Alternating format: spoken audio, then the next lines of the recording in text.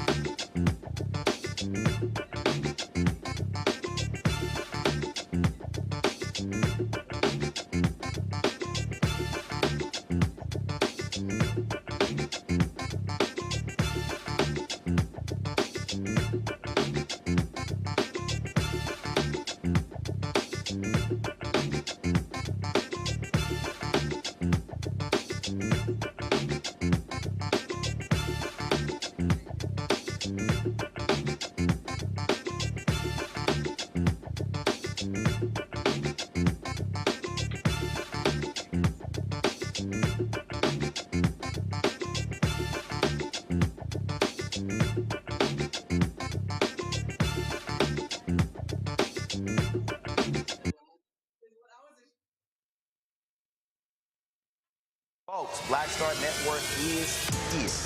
Hold no punches. I'm real revolutionary right now. Support this man, Black Media. He makes sure that our stories are told.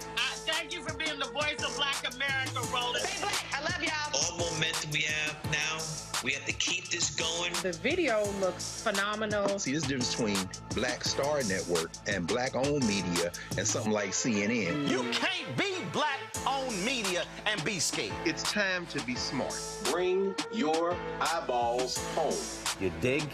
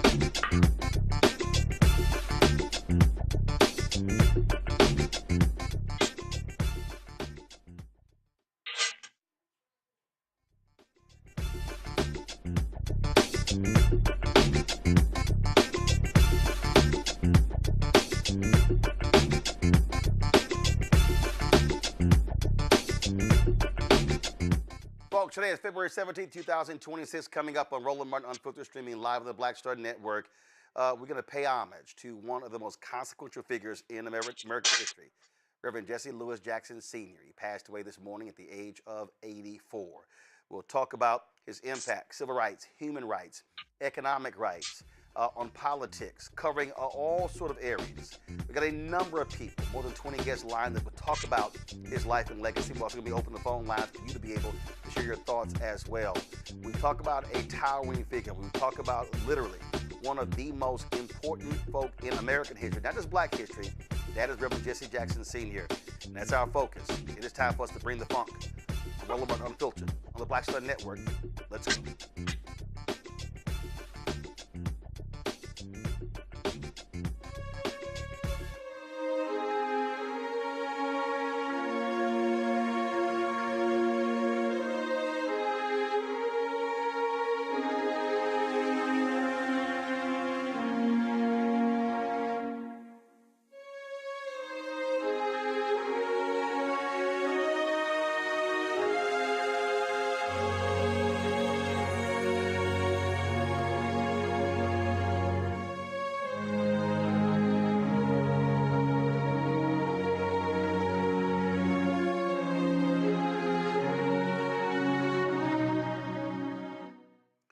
Folks, around 4 a.m.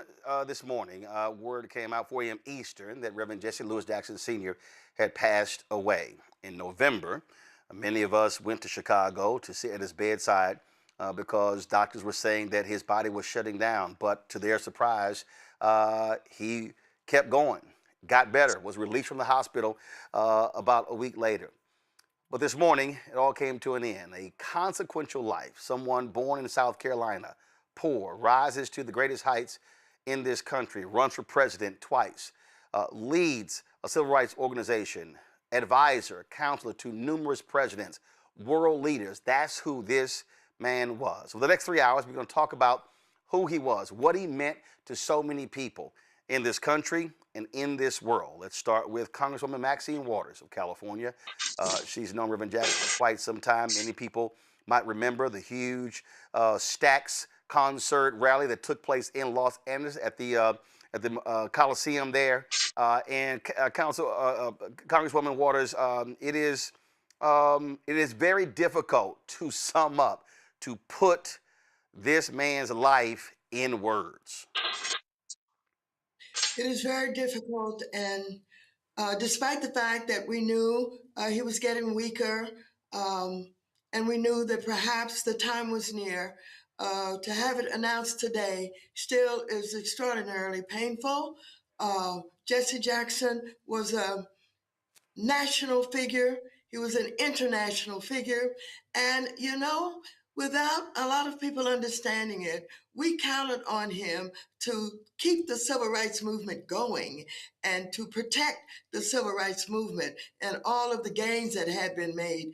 And of course, he gave his life to all of this. He was articulate, he was brilliant, he was truly a leader that changed not only the Democratic Party, he changed America. He dared to run to be the president of the United States of America. And he was no joke. He did well in the primaries. I looked up some of the information today. He finished third in 1984 Democratic primary, but with a remarkable strong showing, taking 18% of all primary votes. 1988, he did even better, winning nearly 7 million votes in 11 contests and sweeping the South during the primary season. He won the South Carolina caucuses and the Super Tuesday states of Alabama, Georgia, Louisiana, Mississippi, and Virginia. So he was serious. He was taken serious. For the first time, Black people had somebody that they believed in, truly believed in. They loved and worshiped and honored him so very much. And so his legacy is unmatched. And he was my dear friend. In 1984, I traveled on the road with him for 6 weeks straight. And boy, did I learn a lot. I learned a lot about strategy. I learned a lot about how the presidential campaigns were run. And of course, he inspired me. He motivated me. He taught me. And when I ran for office, I used many of the strategies that I had learned with Jesse Jackson. But it was a wonderful time in my life, as it was a wonderful time in so many lives. We did so many good things together. When the hurricane hit down in Louisiana, we went down there and we got on a bus with Cleo Fields. We picked up people on the street and we took them to sanctuaries and safe places, et cetera, et cetera. It's so much of my life was done in a way that I became who I am today because of Jesse Jackson. I loved him, I cherished him, and there's no one else like Jesse Jackson. Never, ever have lived, as far as I'm concerned, or who has passed. Jesse Jackson was everything for me and really for this country. Congresswoman Yvette Clarke, chair of the Congressional Black Caucus, Congresswoman from New York City, also joins us. And I don't think there's probably a member of the CBC, probably since its founding to present day, who he could not call at a moment's notice and get them on the phone. And he was known for calling the folk at any time of the night or the day when he felt like talking about public policy, including us journalists. Yeah, absolutely. You're absolutely correct about that, Roland. I feel where my sister, Representative Maxine Waters, is coming from. I've witnessed them together, and I know that there was a strong bond there. I'm expressing my condolences on behalf of the people of the 9th District of New York, members of the Congressional Black Caucus, and the Clarke family, quite frankly, because Reverend Jackson and my mom were very close. I was able to sort of tag along, and I received the benefit of their relationship as a member of Congress. Jesse Jackson was larger than life. For over close to 8 decades, he dedicated his life to his people, to public service, to this nation. And Representative Maxine Waters was correct. He is one of a kind. He is an icon.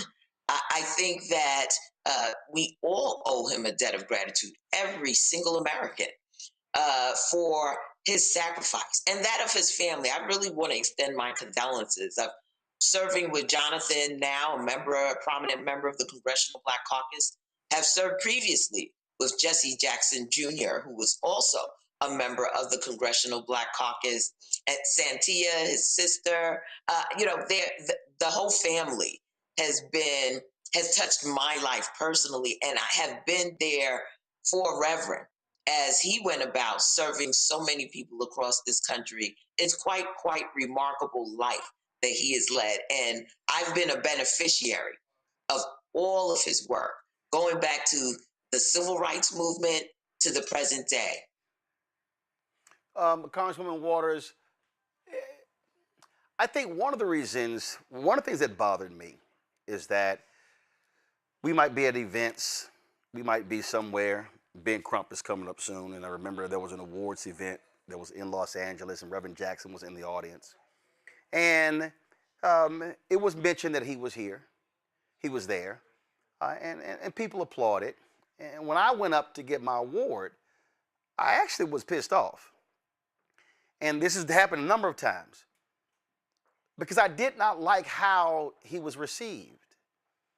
And I think part of that is because Reverend was so ubiquitous in the lives of Black people, and he was always somewhere that I think a lot of times we just took for granted when he was in our presence. And I said then, and I always said it, I said, no, we are going to properly clap, salute, stand up, and give him his flowers. I said, because he's earned that, but that goes to show you that he was just always somewhere. He could be talking to a mother in Alabama who had an issue, and you turn on the evening news, and he's sitting with the Pope at the Vatican. And so to be able to go literally anywhere, I said it that Reverend Jackson could show up to the Super Bowl, no credentials, and you look up and he on the field. If people, I don't think people really understand when this, and you saw it up close, when this man went places, how he was received by the people. Well, I had an instance, somewhat what you described with a particular event, and I won't say where it was now because I don't want to embarrass the people, but I was a little bit pissed off and upset that he was not received in the way that he should have been received, announced in the way that he should have been announced. However, what was so precious about him was the fact that you kind of alluded to, he could be with the Pope at 1 minute and with, a worker, a laborer, another minute. At one point in time, when I brought him to Los Angeles, we went to the public housing projects, and the young people there were thrilled with him. And they asked him to stay all night. And guess what? He did it. He stayed all night. And when you go to Nickerson Garden housing projects in Los Angeles, they will point to where Jesse Jackson slept, where Jesse Jackson stayed all night. Well, that's unusual for someone running for the presidency of the United States to be in a public housing project and being received that way. But he was a man of the people and for the people. And so, yes, he was honored by, kings and queens and, heads of governments all over the world. And you're right, somehow, because he belonged so much to us, there are many people that think of him as the guy next door, that I know him. He was on my street. He was at my supermarket. He was, and so oftentimes that would happen where there might be a place that he would go and he would be treated just like one of the average people in the audience. I didn't like it. You didn't like it. But we know because we knew him and we knew how he felt being a part of the people and being with the people in a real way, not some phony, I'm your idol, I'm your, one to look up to and all of that. None of that. And so, I mean, I recognize, maybe as you recognize now, that some saw him as the guy next door, the guy down the street, the guy we know already, and somehow they don't have to treat him in such a way. If I can quickly, let me tell you, we were in New York. And of course, the sidewalks and the streets were full. And the Secret Service was trying to keep people on the sidewalk and off the street, but they just filled the street. And one man was so excited, and he was, his body was almost contorted as he tried to jump out there and reach for Jesse Jackson. And the Secret Service pulled out the AK-47 and pointed at him. I said, please don't shoot him. He just loves Jesse Jackson, because they had never seen anything like that before. But I was with him. I saw it. I felt it. I knew what that man was feeling. And so it was an experience that I'll never forget. And many people who saw it will never forget. But that was our Jesse Jackson. And he, again, was not only national, but international. And I'm sure today there may be some talk about him going to Syria to rescue, I believe it's one of our soldiers that he was on. Who was that, Roland? Yeah, that was 1985. Lieutenant Goodman. Yeah. Lieutenant Goodman. Yeah, it was Lieutenant Goodman, 1985. He brought a black delegation with him there, and got it done. And President Reagan had to receive him at the White House with Lieutenant Goodman and give Reverend Jackson his credit. And of course, he brought back folk from Cuba and from other countries as well. Congresswoman Clark, my last one for you. You and Congresswoman Waters saw this up close. People really do not understand the sheer brilliance of this man. The ability to be able to recite facts and figures, the ability to connect public policy and the dots, who can take it from 30, 40 years ago to present day, understanding the voting rolls in this state, in that state, and others. And that's something else that I think people have to understand. Reverend Jackson wasn't just an orator, wasn't just a preacher, wasn't just a civil rights activist. He was one of the most brilliant political tacticians that we've ever seen. Right. That's right. Absolutely. Absolutely. He was also a policy man. You know, I think that because he was able to break down his lived experience into a way in which we could all connect. We could all live vicariously through what he was saying, because it connected to the way that we were living our lives. And the dreams and desires. I mean, the whole keep hope alive. It was not just a saying, it was a way of being. And with him are a lot of hopes. And he understood the power of that and did everything that he could to manifest for people that level of political power. Yep. That enables that. That enables that.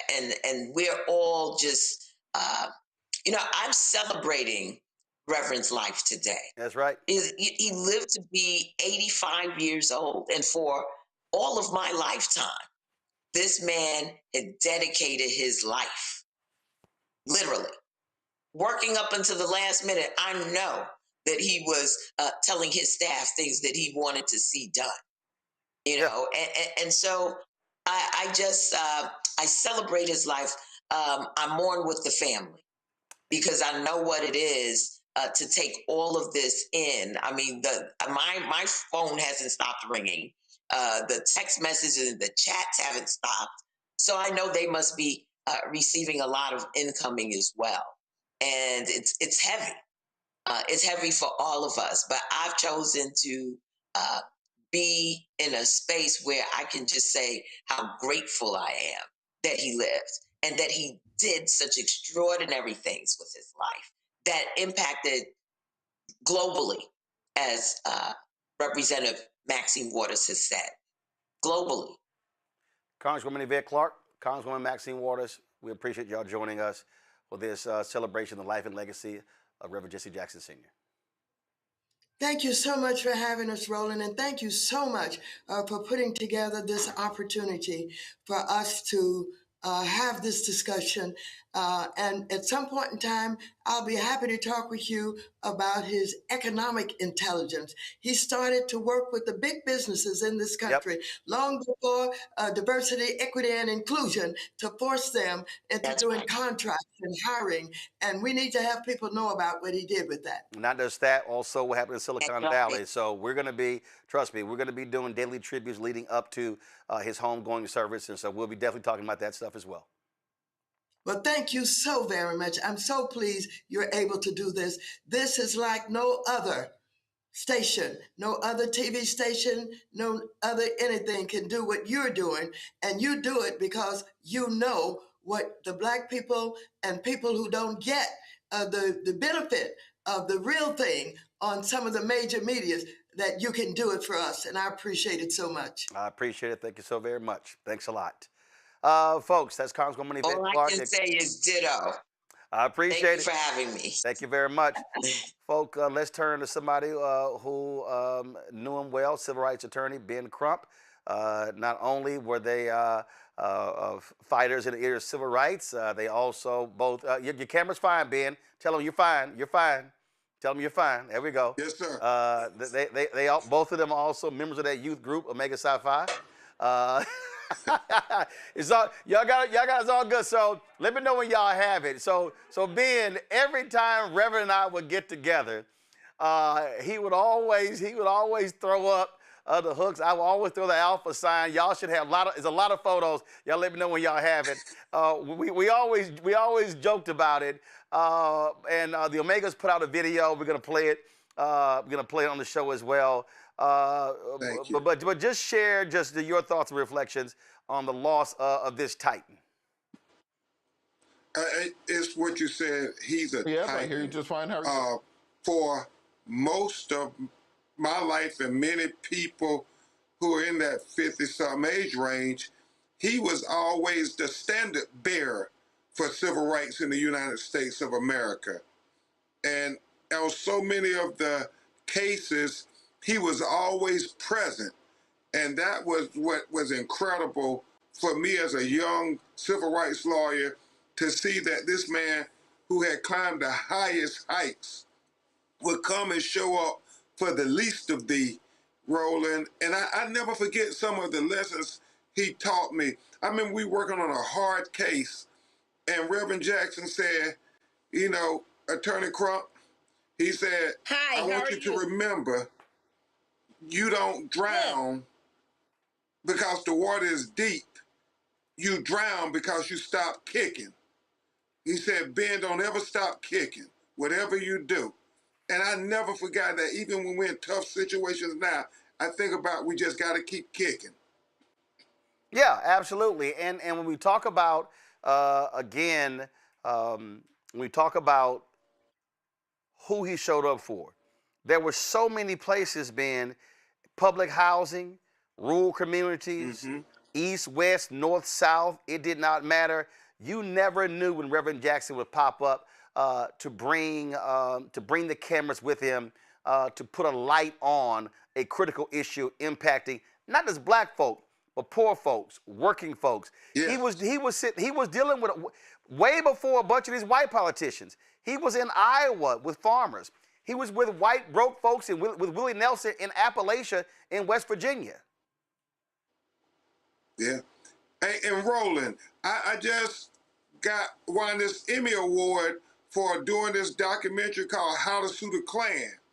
And when we're doing the research on these 5 black women that were shot by the Ku Klux Klan in 1982 in Chattanooga, Tennessee, who do we see on the newsreel that came to stand with those black women? It was Reverend Jesse Jackson. I didn't see any other national civil rights leaders or anybody else, but Reverend Jackson came. He always was showing up, and I think that has influenced many of us. I know you always show up, Roland. People like Reverend Al, I mean, Jesse Jackson was that example for us. And I just think about all the wisdom he imparted.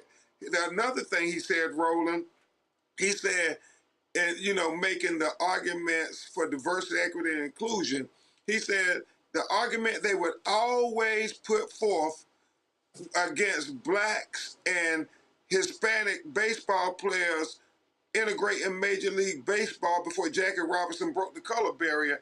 He said they would say if we let them play, it would bring down the quality of baseball in major leagues. And Reverend Jackson said, we didn't know how good baseball could be until we let everybody play. And he would follow that up. We don't know how good America can be until we get everybody a seat at the table. That was Jesse Jackson, along with Keep Hope Alive and I Am Somebody. Absolutely. So he inspired so many. And I can tell you, Ben, there were numerous people, lawyers, activists, folk who called upon Reverend. His phone was always ringing. Can you come here? Can you come there? He spent a lot of time away from his family. But this is who he was. I mean, this was the life he committed himself. And in fact, anybody who reads Barbara Reynolds' book on him and other books, I mean, he often, just like Dr. King, checked himself into hospitals because he worked himself to exhaustion. And here he was in the hospital, exhausted, still working. And that's just simply who he was at all times.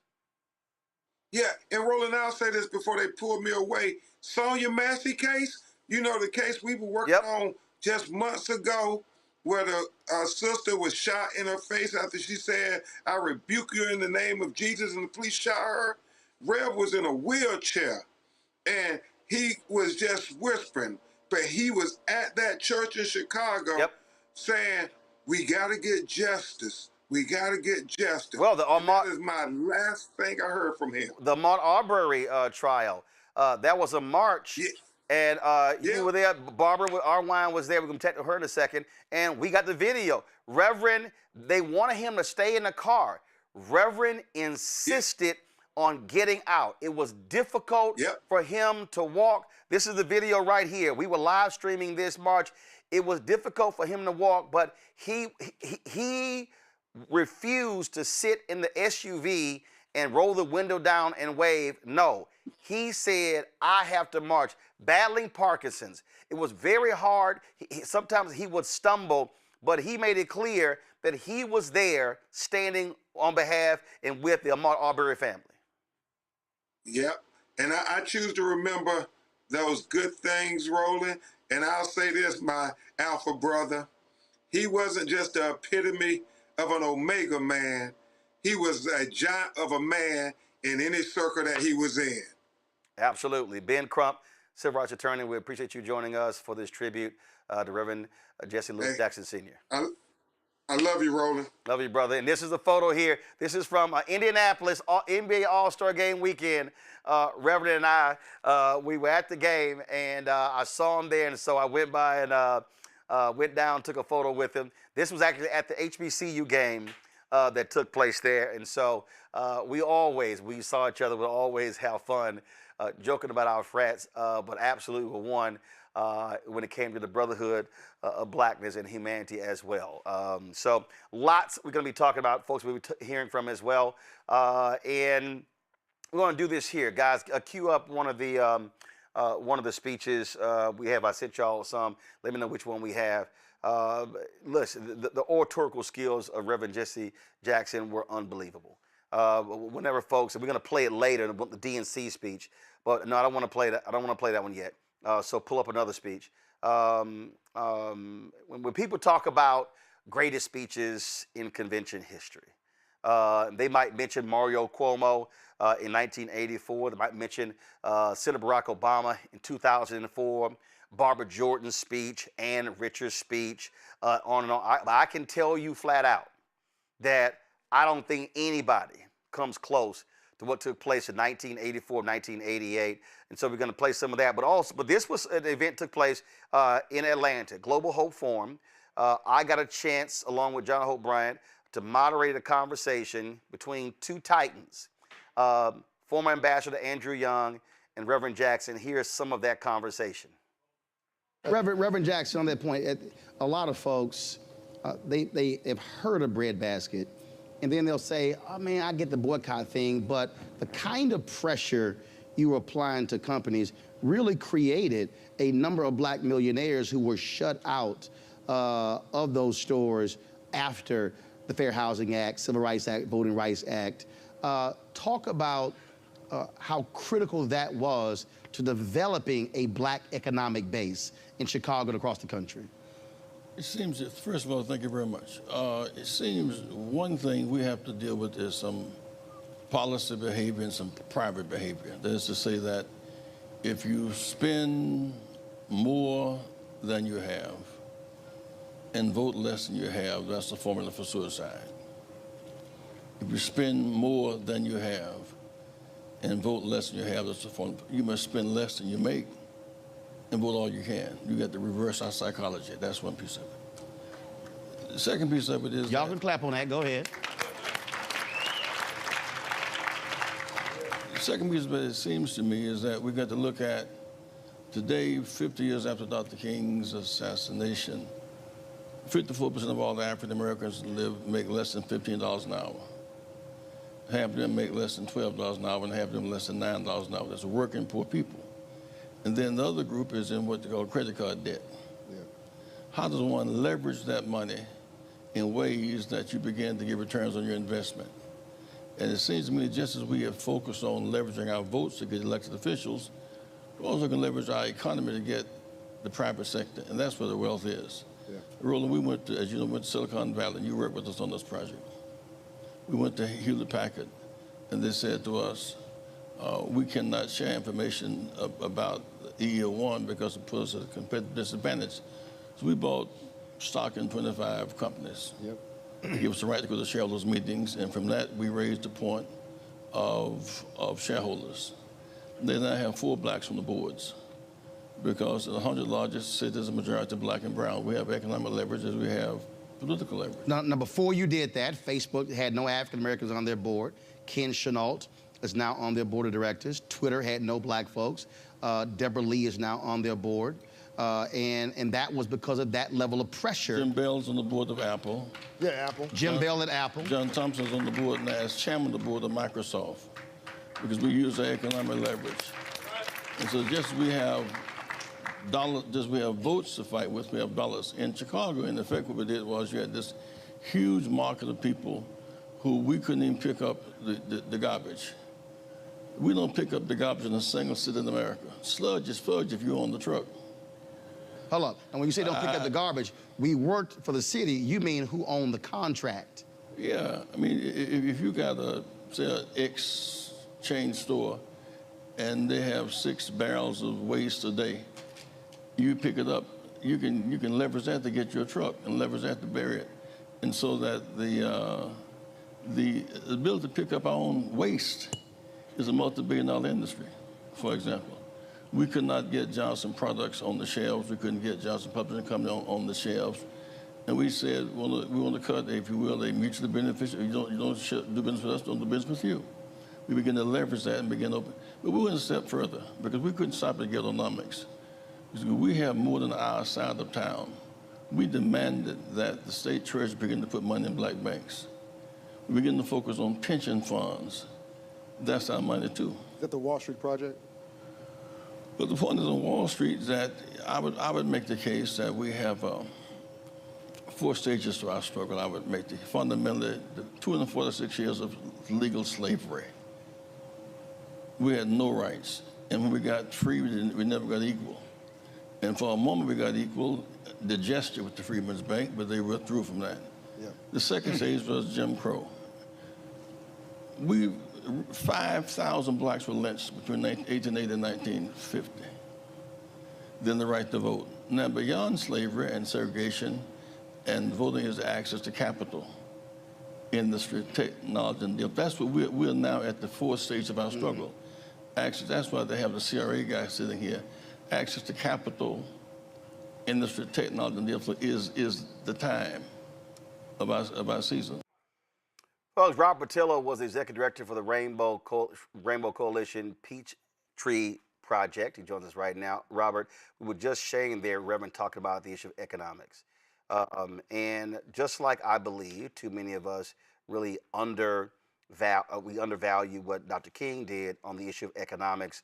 Really, in the last 5 years of his life, it was Reverend Jackson picking up that mantle, taking Operation Breadbasket, really driving that issue in a significant way, and continuing that really through the rest of his life, not just when it came to board of directors, but when it came to contracts, when it came to building businesses, investing money in black banks. It was a very much comprehensive economic strategy that he was always focused on.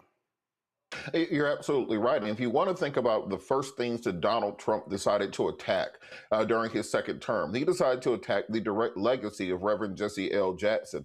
And that cannot be subtracted, because we're going to continue to see more and more conservatives coming out and saying how much they loved Reverend Jackson. Donald Trump made a post about it earlier today. And what they're going to start doing is perverting that legacy, making that legacy being used for their own purposes, and try to ignore the fact that everything they're doing right now, you can essentially say that Project 2025 was a blueprint to undo the living legacy of Reverend Jackson. If you want to look at FAA employees and getting black folks into those control towers to be air traffic controllers, that was the work of Reverend Jackson. In addition to working to diversify boards of directors, he was the one pushing through legislation that mandated the federal government to contract with minority corporations, to really put in place the rubric saying that you need to have a diversity, equity, and inclusion officer in your major organization, to bring in diverse talent, to not just simply say passively, we're going to stop discriminating, but to actively and affirmatively go out and bring in that talent. Much of the black middle class and upper class that we see today is built off of that legacy directly. We cannot forget that, because we're already seeing others swimming around and chomping at the bit. In the same way they decided they're going to adopt Dr. King and then pervert his legacy to be one simply saying that you have to have a colorblind society, as opposed to saying that we need to be fighting for racial equality. The same way we're seeing them taking Malcolm X's legacy to say that, well, if you vote for Democrats, you're a chump, taking one point out of context. They're going to start taking Reverend Jackson's legacy out of context. And the people who know have to be the ones carrying that burden forward, because by the time you get done, they'll be telling the Donald Trump version of Jesse Jackson that he told earlier, just a week after posting imagery of African Americans as being apes, trying to use as a cudgel to simply say that to apologize for their racism. We cannot let that happen. We cannot be the generation that drops the baton. Also found in the Transforming Justice Coalition. Barbara, there was a direct relationship, a direct correlation between the battle for economic rights and law. And so he understood you had to have the lawyers in the room in dealing with these companies so they can understand that dynamic. And again, I really think too often we sort of have this one-dimensional view of what Reverend Jesse Jackson Sr. was doing with Rainbow Push, with Operation Breadbasket, then Push, then Rainbow Push. But it really was a multi-pronged strategy to get at the heart of this capitalistic society to make sure that it benefited black people. Absolutely. And he really had a major vision. I mean, he saw issues in an interdependent, interconnected way that very few people can do it. I mean, he had a multidimensional perspective, and that made him so good on the international and the national stage. But at the same time, he was gifted. As we talked about his oratory, he was gifted in the fact that he could code switch before that word was even understood, that terminology. He could speak to people at the plainest levels, and he could speak at the highest levels. He was just amazing when you think about his scope, when you think about his impact, when you think about his determination, his boldness, his courage. I mean, he was such a giant in so many ways, and there's very few, just very few, who can match him. He was a major leader, and he is irreplaceable in some respects. But at the same time, I think the most important part of his legacy is what we do with it. You know, do we just sit back, read, and listen to speeches, or do we get out there and do it? You know, I'm so happy that people are right now on the ground in Houston, Texas, getting out that vote, because anybody who knows him, the one thing that hurt him to his heart was an unregistered Black voter who was eligible to vote and did not seek to register. And the second thing that hurt him was the voters who were registered but did not turn out to vote. Those were to him almost the sins that really drove his, his nightmares. And I'm just glad that right now, as early voting has started in Texas, as you know, that not only is the Transformative Justice Coalition there, Black Voters Matters is there, SEIU, League of Women Voters, so many groups are there doing that work. That's what he wanted.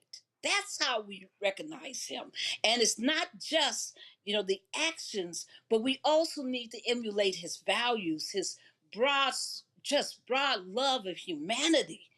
I mean, he did not have a people that he did not love. He loved youth. He loved to make sure that women were, given equality. There was just so much about his vision that we need to really lift up in a more detailed, conference and then action work. I just think he's amazing, and I'm so grateful to God that I lived in a time when he walked, when he lived, when he breathed, when he would love on me and all of you who are listening. That's who he was. Robert, Maynard Jackson's grandfather taught him the 3 B's: the ballot, the book, and the buck. And anyone who actually followed Reverend Jackson's life and career, he also emphasized those 3 things, and especially when it came to the ballot and the buck, understanding that when you talk about economics, that was a political component to it. We saw that lived out through Hatcher, through Stokes, through Coleman Young, through Maynard Jackson, through Andrew Young, through a litany of Atlanta mayors, through Marion Barry, so many others.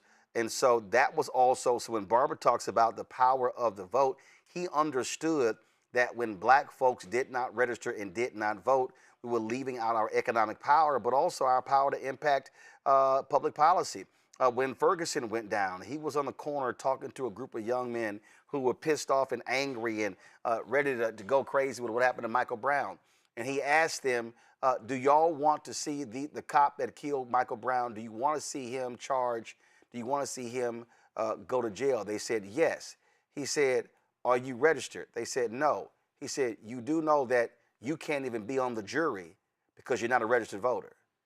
So here they were wanting to seek justice, but because they weren't even registered to vote, they could have no part in that justice. And he was reminding them why registering to vote is important. I think that's a crucial point, because the way that Reverend Jackson saw voting, he saw the vote almost as a currency. And this is why in the 84 and the 88 campaign, he realized that he had to bring his own voters. He essentially created the modern get out the vote methodology. When he would go to a town and he would go to the church, he would go to the school, he would go to the community center, he would register those voters. And then when he's able to go to the DNC with 2 million of his own voters, well, guess what? Now you got to listen to me. Now it's not just I'm have a seat at the table. Now I have a voice at the table. Now I'm going to be served as a diner at that table because I'm bringing my own currency with me, which are my voters. And if you look at even what the national parties are doing right now, what Talking Points USA and Elon Musk did last in 2024 to get out the vote for Trump is literally following the same playbook the Reverend Jackson put in place nearly 40 years ago when it comes to going in, finding the grassroots, and getting those people motivated. The reason those corporations had to listen to Reverend Jackson wasn't just that he had bought shares in those corporations. It was because they understood that he had the power to motivate those millions of people who had registered to vote up or down on their political interests. So when we talk about the right to vote, in almost every swing state in this country, the 7 swing states that Trump won, if you had 10,000 more African Americans registered to vote, the entire election would have changed. If you could have changed the entire outlook of American and world history just by registering more people who believe in your side of the aisle to get out there and vote and be motivated. So when we're going into this political situation we are right now, Look, right now, the SAVE Act is matriculating its way through Congress, which will be a national voter ID program. It would be the most far-reaching voter suppression law put in place in American history. It would strip local jurisdictions the ability to determine how they count and cast votes and is antithetical to our constitutional system and should be struck down by the courts. That is working its way through Congress right now. And anyone who says they support Reverend Jackson and they believe in him cannot support that form of legislation. It has to be rule number one that we stop that from passing, because that's how they plan to steal the 2026 election. If you're looking at what's going to happen to us going forward, if we allow these Trump cuts to diversity, equity, and inclusion programs, these cuts to Black workers in the federal government, these cuts to programs that have minority contracting, if we allow that to happen, then we're going to be put back in a position worse than we were in 1964, because it'll take us another century to claw out of that. So when you want to honor the legacy of Reverend Jackson, in lieu of flowers, vote. In lieu of thoughts and prayers, vote. In lieu of Facebook posts about this, register some other people to get out there and vote. We have to vote like our lives depend on it, because our ancestors went to the grave fighting for us to have the rights and the opportunities we have today, and I refuse to be the generation that lets that fall to the wayside. Rob Patillo, Barbara Unwine. And Barbara, I do want to give you, I mentioned Ahmaud Arbery when we were out there. Again, when folks were marching, this was before it went to the jury for them to decide. Reverend Jackson wanted to be out there, and he was out there, and he was adamant about marching. This right here, we were live streaming this march, and that's him right there. Barbara? Yes. Can you hear me? Yeah, go ahead. Okay, I want people to understand that he came several times to Brunswick to be there to advocate for justice for Ahmaud Arbery, 100% justice. And one thing that people don't understand is that he came especially when the white lawyer representing the defendant said that they didn't want any of these Black pastors like Reverend Jackson coming to his church, coming to the courthouse, and that they didn't want him coming in there and disrupting the process. Reverend Jackson, because he was bold, because he was courageous, he didn't say, okay, I guess I'm going to have to stay back because these Ku Klux Klaner type people don't want me there. He said, I'm coming. He said, not only am I coming, I'm bringing other pastors with me. He is just that bold. I mean, that's what was unique about him. There's been excellent orators in our history. There's been amazing intellectuals in our history. There's been amazing activists, but he had a boldness of vision, bad enough to say, I will go across the seas and bring home hostages, and despite these threats that I'm going to somehow be persecuted for engaging in foreign policy, well, I'm going to do it anyway. And he did it. And what did they do? They had to say, you can't argue with success. I mean, this is the man that I want people to take in their hearts, to understand that he had that kind of love, that he would fight for people, and that he would go into the most unknown hamlets, little towns, little communities, and fight like he was on national television. I love that about him. I will, and I had to, just go back to one thing, that I said about him earlier today, is he was very lawyerly. I mean, he knew more about the law than most lawyers knew.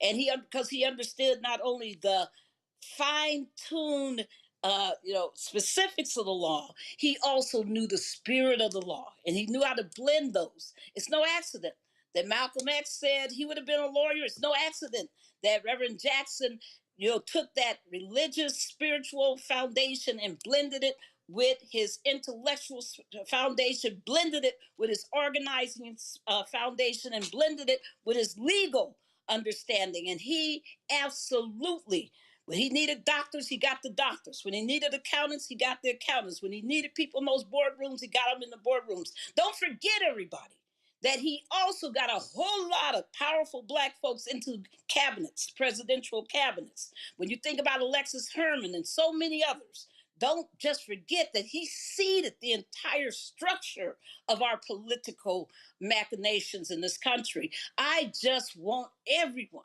to understand that we had the blessing of a real soldier, a real leader in our midst in our times.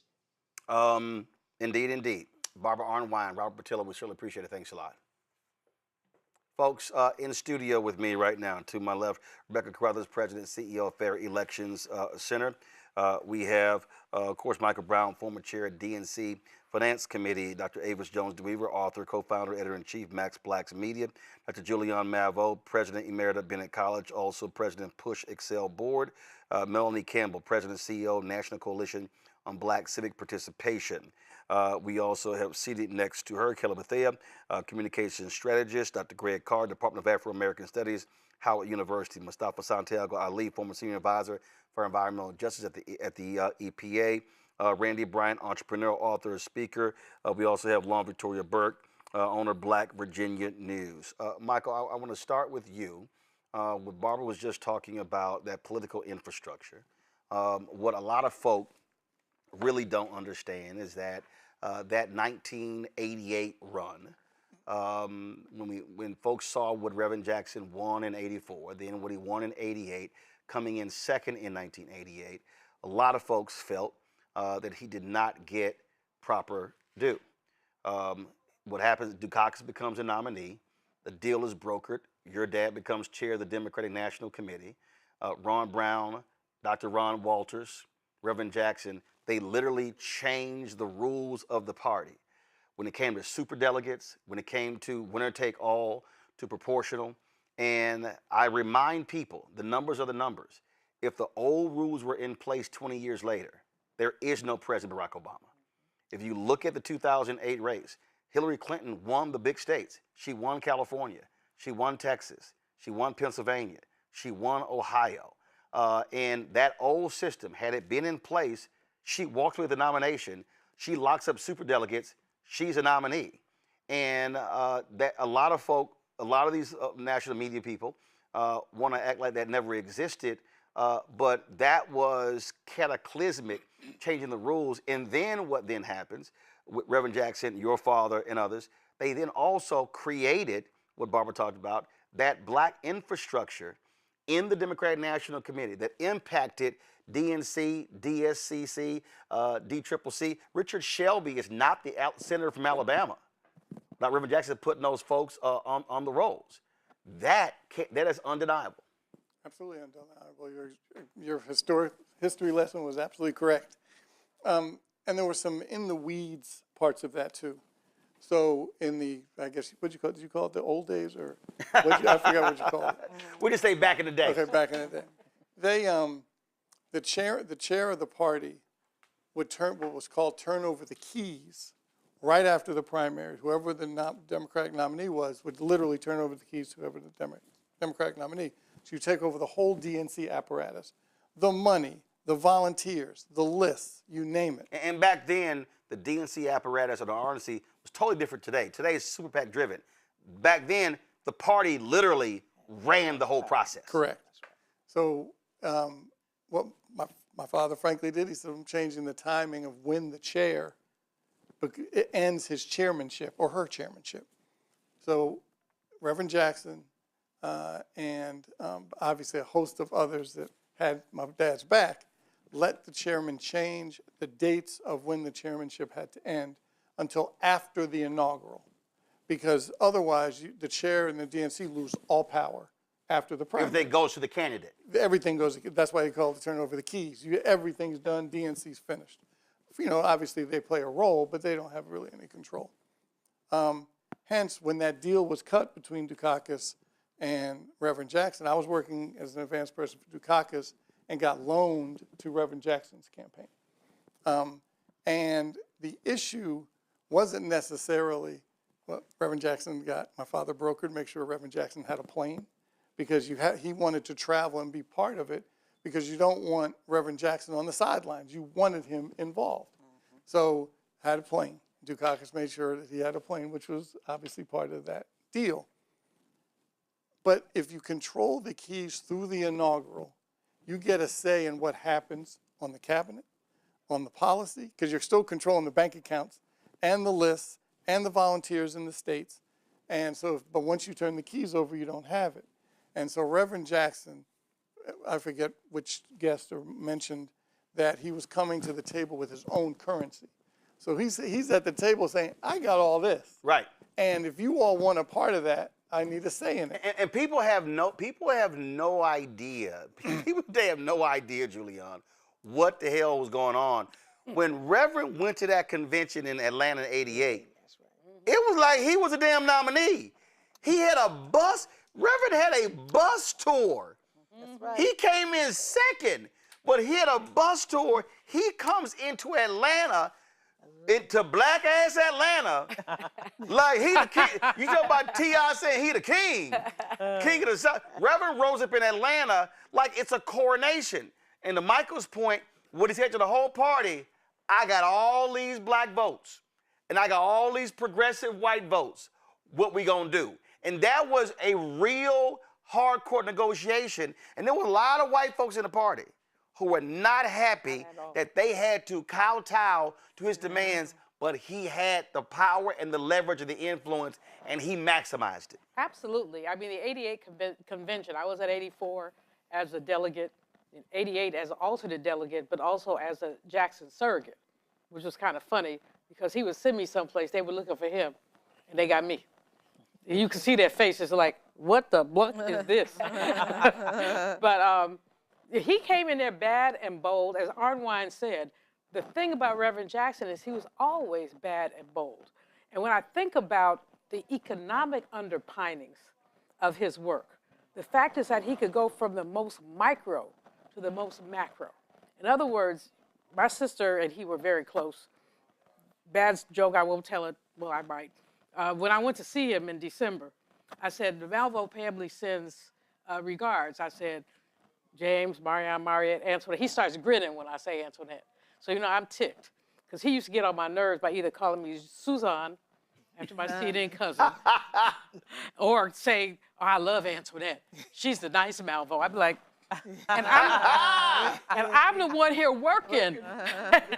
But anyway, but when he laughed, you know, and he hit me when I rolled my eyes. I said, Reverend, and he was not well, but he hit me really hard with his good hand. Really hurt my feelings, but it really didn't hurt my feelings. I love Reverend Jackson so much. But when we look at, Antoinette assigned me when she was at Black MBA to follow him for a day and do a story on him for their magazine.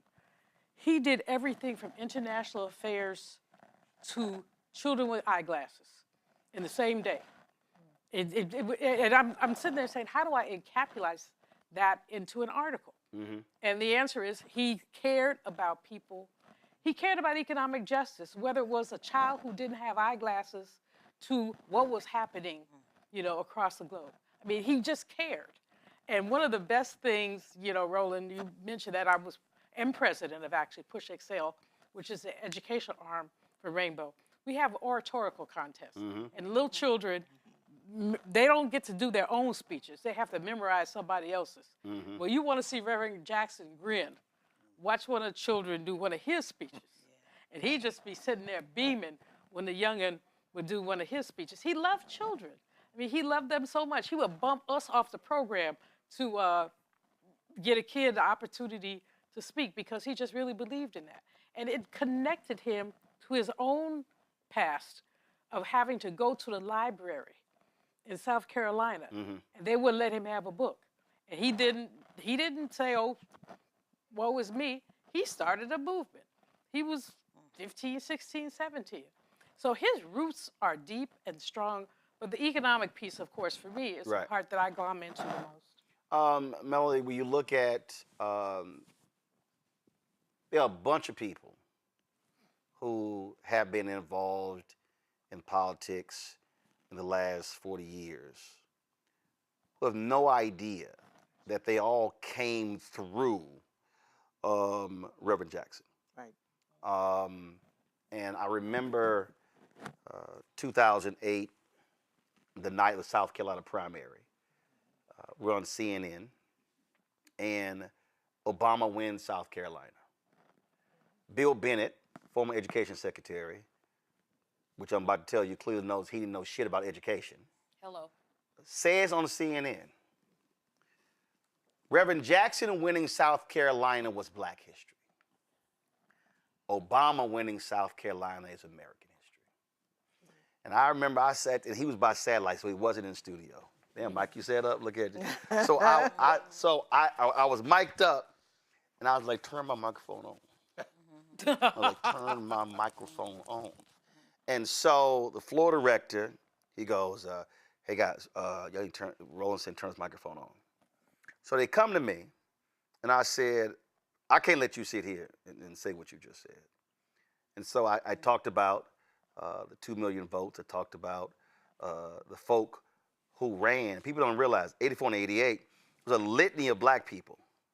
North Carolina, South Carolina, Arkansas, Tennessee, Mississippi, Alabama, Florida, Texas, all throughout the South, who had never run for office, who became city council members, county commissioners, who became sheriffs, who became judges, state reps, state senators, all across the South. So I recite this.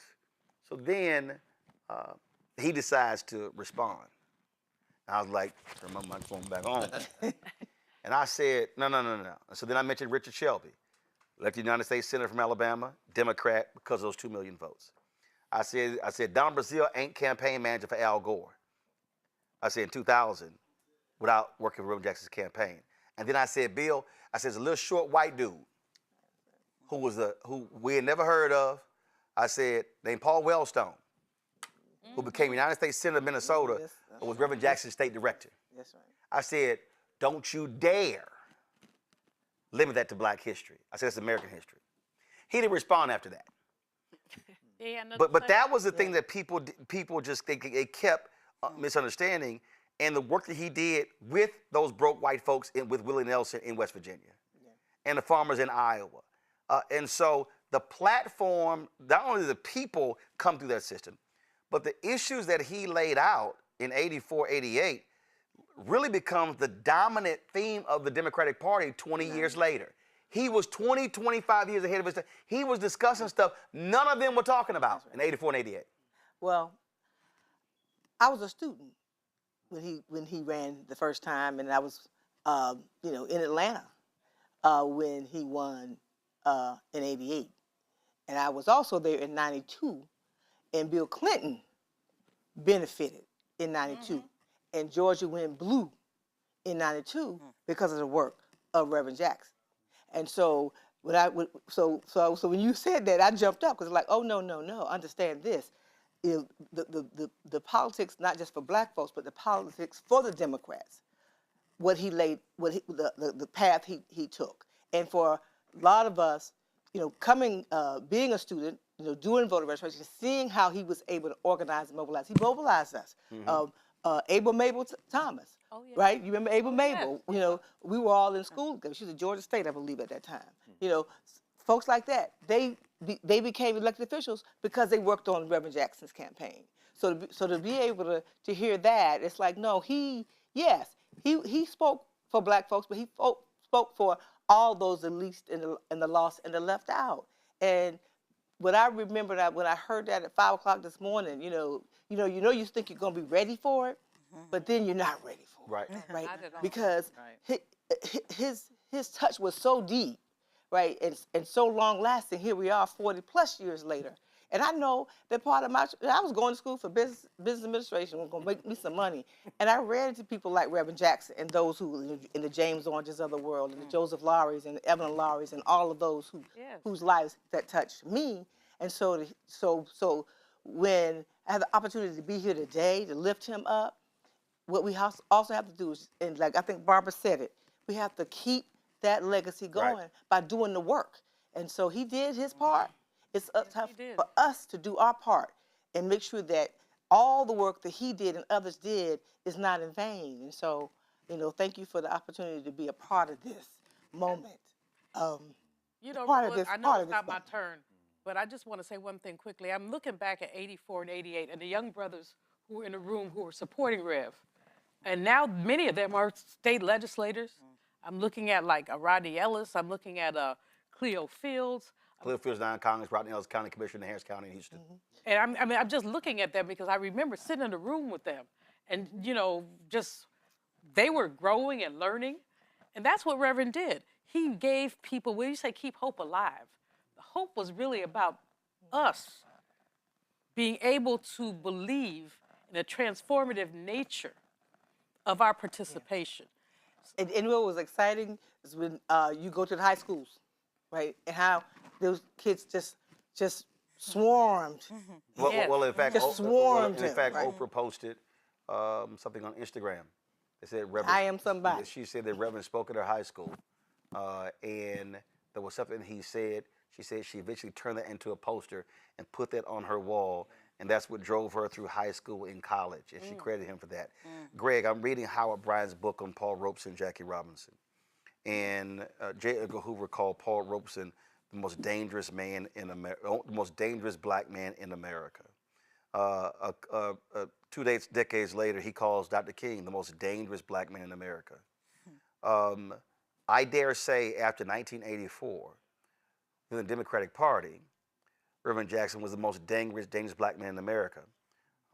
As they were finishing his speech in '84, as they were finishing the speech, white Democratic forces were meeting, and that meeting led to the DLC. Absolutely. They saw what was coming. Sure. And they were meeting in San Francisco, and Reverend Jackson they felt was the greatest threat to the future of the Democratic Party because of his run in '84. And the DLC then gets started. Now, Bill Clinton ends up being the DLC candidate. That's right. In '92. Dukakis loses first of all, Mondale loses in '84. Dukakis loses in '88. '92, Clinton runs, but Clinton does not win. He might have been the DLC candidate, Democrat Leadership Council, which was this center right, whatever you want to call it. White national. They wanted to get away from social issues like that. But they were scared to death of the policies that Reverend Jackson was advocating. No question. I mean, the Jackson campaign, like you say, Melanie, I was a freshman at Tennessee State. Got involved in politics because of that campaign in '84. We went to see Jesse. He came to Vanderbilt. We went over there and he said, if the other candidates had my budget, they could not compete. If I had their budget, they could not compete. And everybody just starts hearing like, yes, it's clear. But that's only 20 years after Fannie Lou Hamer took a jackhammer to the party in Atlantic City. Yep. '84 is only 12 years after Gary, where the threat of an independent black political party is so problematic. You got Coleman Young in there, the Michigan delegation threatening to walk out, and Amiri Baraka, stone cold black nationalists like Michigan. I got to come back. Queen Mother Moore talking about reparations. Who's at the podium? Jesse Louis Jackson with their dashiki and that afro as Coretta Scott King and Betty Shabazz sit on stage. That was the moment. Them white boys knew that they got to stop this. Democrats and Republicans are just delivery systems for our interests. Right. Like you said, Mike, I mean, the currency, what did Jesse say? He said voters are the currency in public affairs and consumers are the currency in private affairs. And he understood that nexus, as you say, sitting at the knee of King and then breadbasket and then, coming with push. But as you said, they were plotting on that since the 60s. We can't allow that to happen. Ms. Hamer and what Snick and what Ella Baker and all them did in that stand in '64 cracked the door a little bit. But in '84, never forget, we all watched it. You seeing Coretta Scott King sitting there in that hall, Rosa Parks sitting in that hall. Jesse Jackson is an avatar for 2-3 generations of the people that killed apartheid in this country. And now they're within a hair's breadth of capturing one of the two parties to make this thing go straight. You mentioned Paul Wellstone. Bernie Sanders was doing it in Vermont. Right. Bernie Sanders came out of the Rainbow Coalition. And the Rainbow Coalition itself wasn't political. That's Fred Hampton. That's the hillbillies on the north side of Chicago. And the Young Lords Party is founded in Chicago. That's the Rainbow Coalition. Jackson even takes that energy. So like you said, '84, What was it? Harold Washington ran for mayor in Right. '83. So That's when Jackson runs for mayor. Runs for office. So yeah. Lou Palmer and others, Yes. they were like, it's time for a black mayor in Chicago. That's right. Then Congressman Harold Washington says, all right, y'all got to register X Yeah, number you of get people, my voters and I'll run. raise this much money. That's right. And was one more, then I'll run. He said, hey, none of that's going to happen. They came back, registered the number of people, raised the amount of money. He was like, damn, I told them I was going to run. If they did it, damn it, I got to run. Conrad World. So he runs. That's right. So he runs. Because also in Chicago, you had not only did you had those forces, you also had your Black Power movement. Yes. Yes. You had that going, That's Nation right. of Islam and Farrakhan. That's right. Then you had Dr. Conrad World. All of that all happened at the same time. So Washington runs, but now there's a problem. Because Reverend Jackson scared the hell out of white people. So they were scared that Reverend was going to tank Harold Washington's race. So they said, we got to get Reverend out the city. So they would tell Reverend, we just need you out of Chicago. So, like, folk have no. This is the origin story of the Jackson campaign of '84. Right. Keep going. So it was run, Harold, run. That's right. Yes. So while it's run, Harold, run, they sending Reverend all around damn country. Them came, well, shit, run, Jesse, run. Right. But remember, Kennedy, Senator Kennedy, and what's the other one? Jimmy Carter's vice president, Mondale. Interfere in the Chicago election. One endorses Daley the Younger, the other one endorses Jane Byrne, and it pisses the black people off because it's like, wait a minute, we about to have a black mayor, and y'all need to stay out of it. Jesse and them put together a telegram with like 100 names, Coretta Scott King and all them, and like you said, Jesse then leaves the city registering voters because he said, I approached Andrew Young, will you run? He said, no, I approached Maynard Jackson, will you run for? We need somebody to run at the national level because these white liberals in the Democratic Party are so imperious. They like, F you black people in Chicago. And then, like you said, that's the origin story. Jesse, I never wanted to run for president. I'm just like, y'all need to stay the hell out of our business. We need somebody on that level. Maynard Jackson said, I'm not running. Andrew Young said, I'm not running. People understand, Jesse Jackson was a servant. And he doesn't run, and so Washington wins in '83. Yes. He announces the run in '84. Yes. We breaking all laws. They were raising money in churches. Because they activists, they're not politicians. That's right. They were raising money at churches, passing the basket around. That's right. They were like, there are FEC rules to this.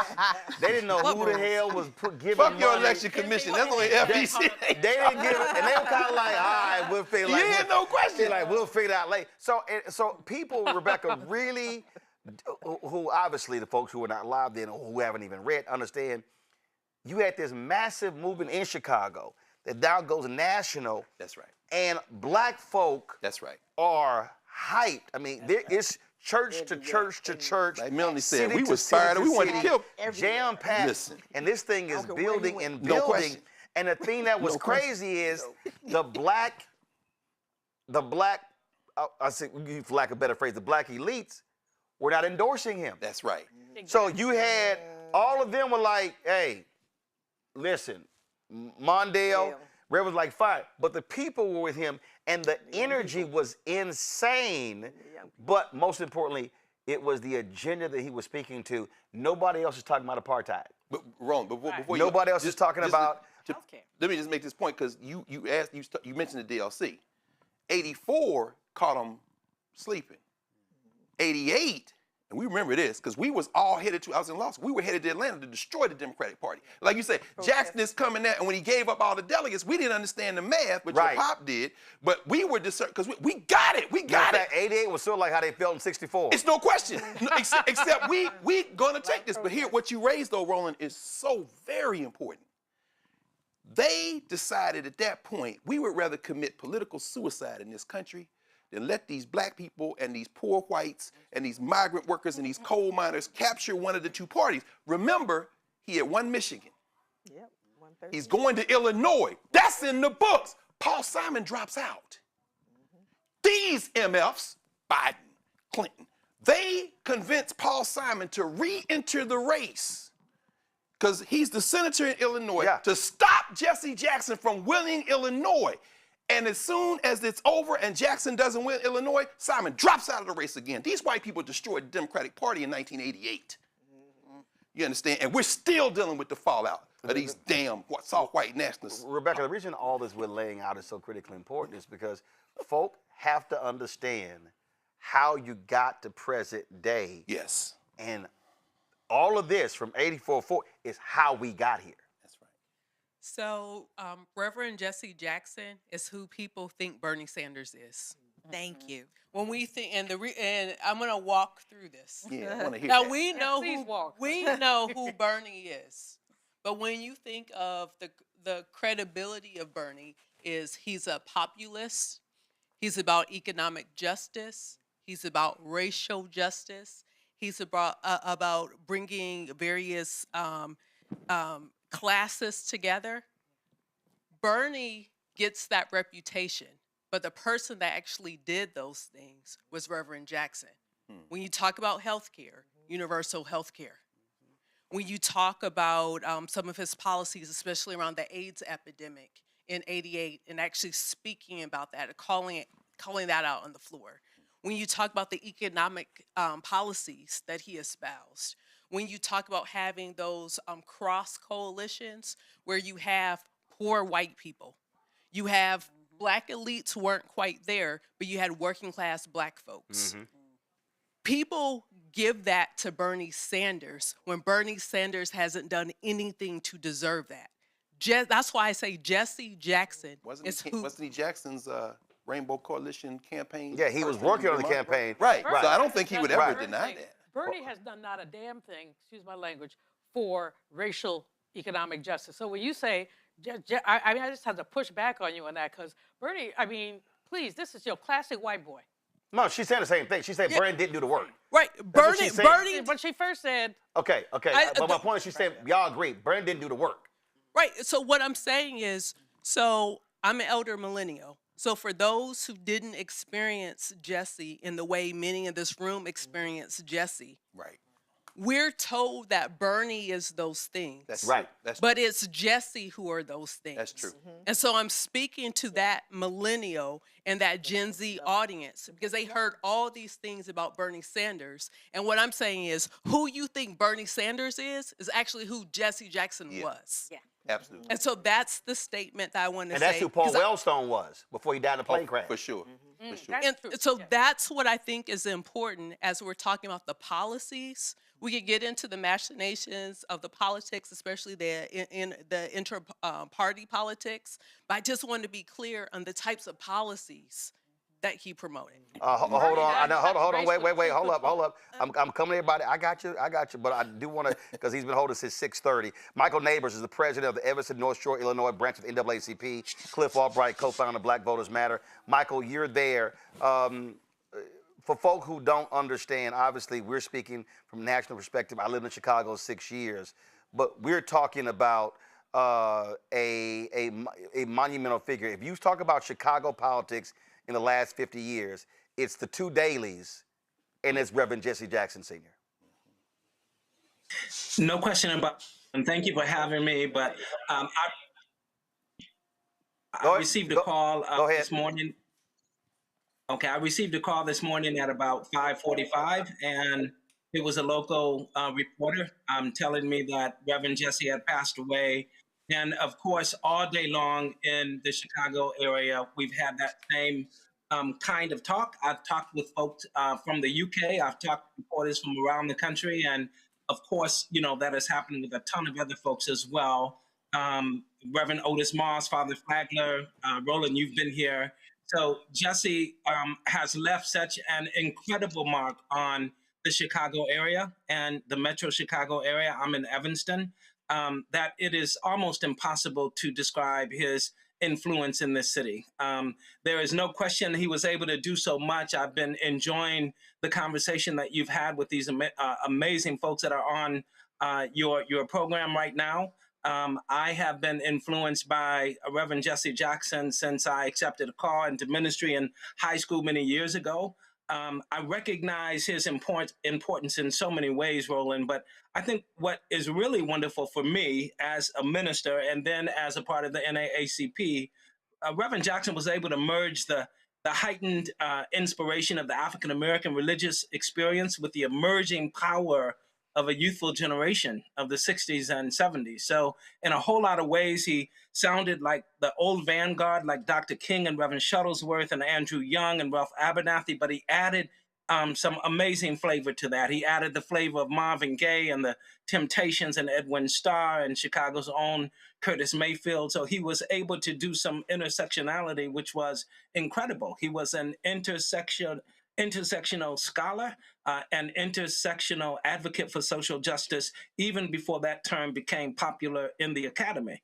He was playing basketball with Marvin Gaye one day, and the next day he was dealing with senators and representatives in Washington, D.C. He was showing up in the park at somebody's family reunion, eating from the grill one day, and the next day he was sitting down with somebody to negotiate fair wages and employment opportunities with Fortune 500 companies. So he's been able to do all of that. And of course, we know about what he was able to do even beyond the terra firma of the United States by being an incredible chief negotiator. One of the things that we don't talk enough about Reverend Jackson, about him enough, is that he was a negotiator and mediator out of this world. He negotiated with Syrians for the release of Robert Goodman. He negotiated with Hezbollah for the release of Americans held during the TWA hijacking. He negotiated with Serbians for the release of 3 American service members. So he had all of that going on.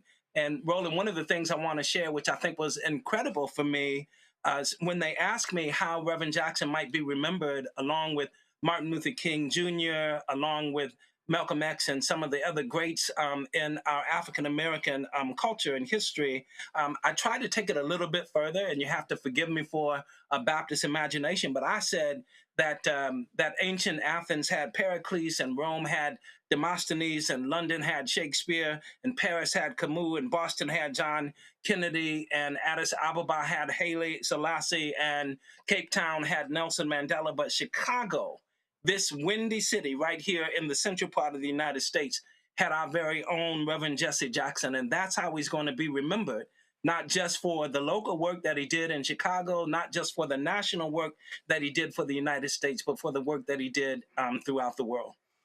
Cliff Albright, I dare say what Reverend Jesse Jackson was doing, he was doing Black Voters Matter before Black Voters Matter existed.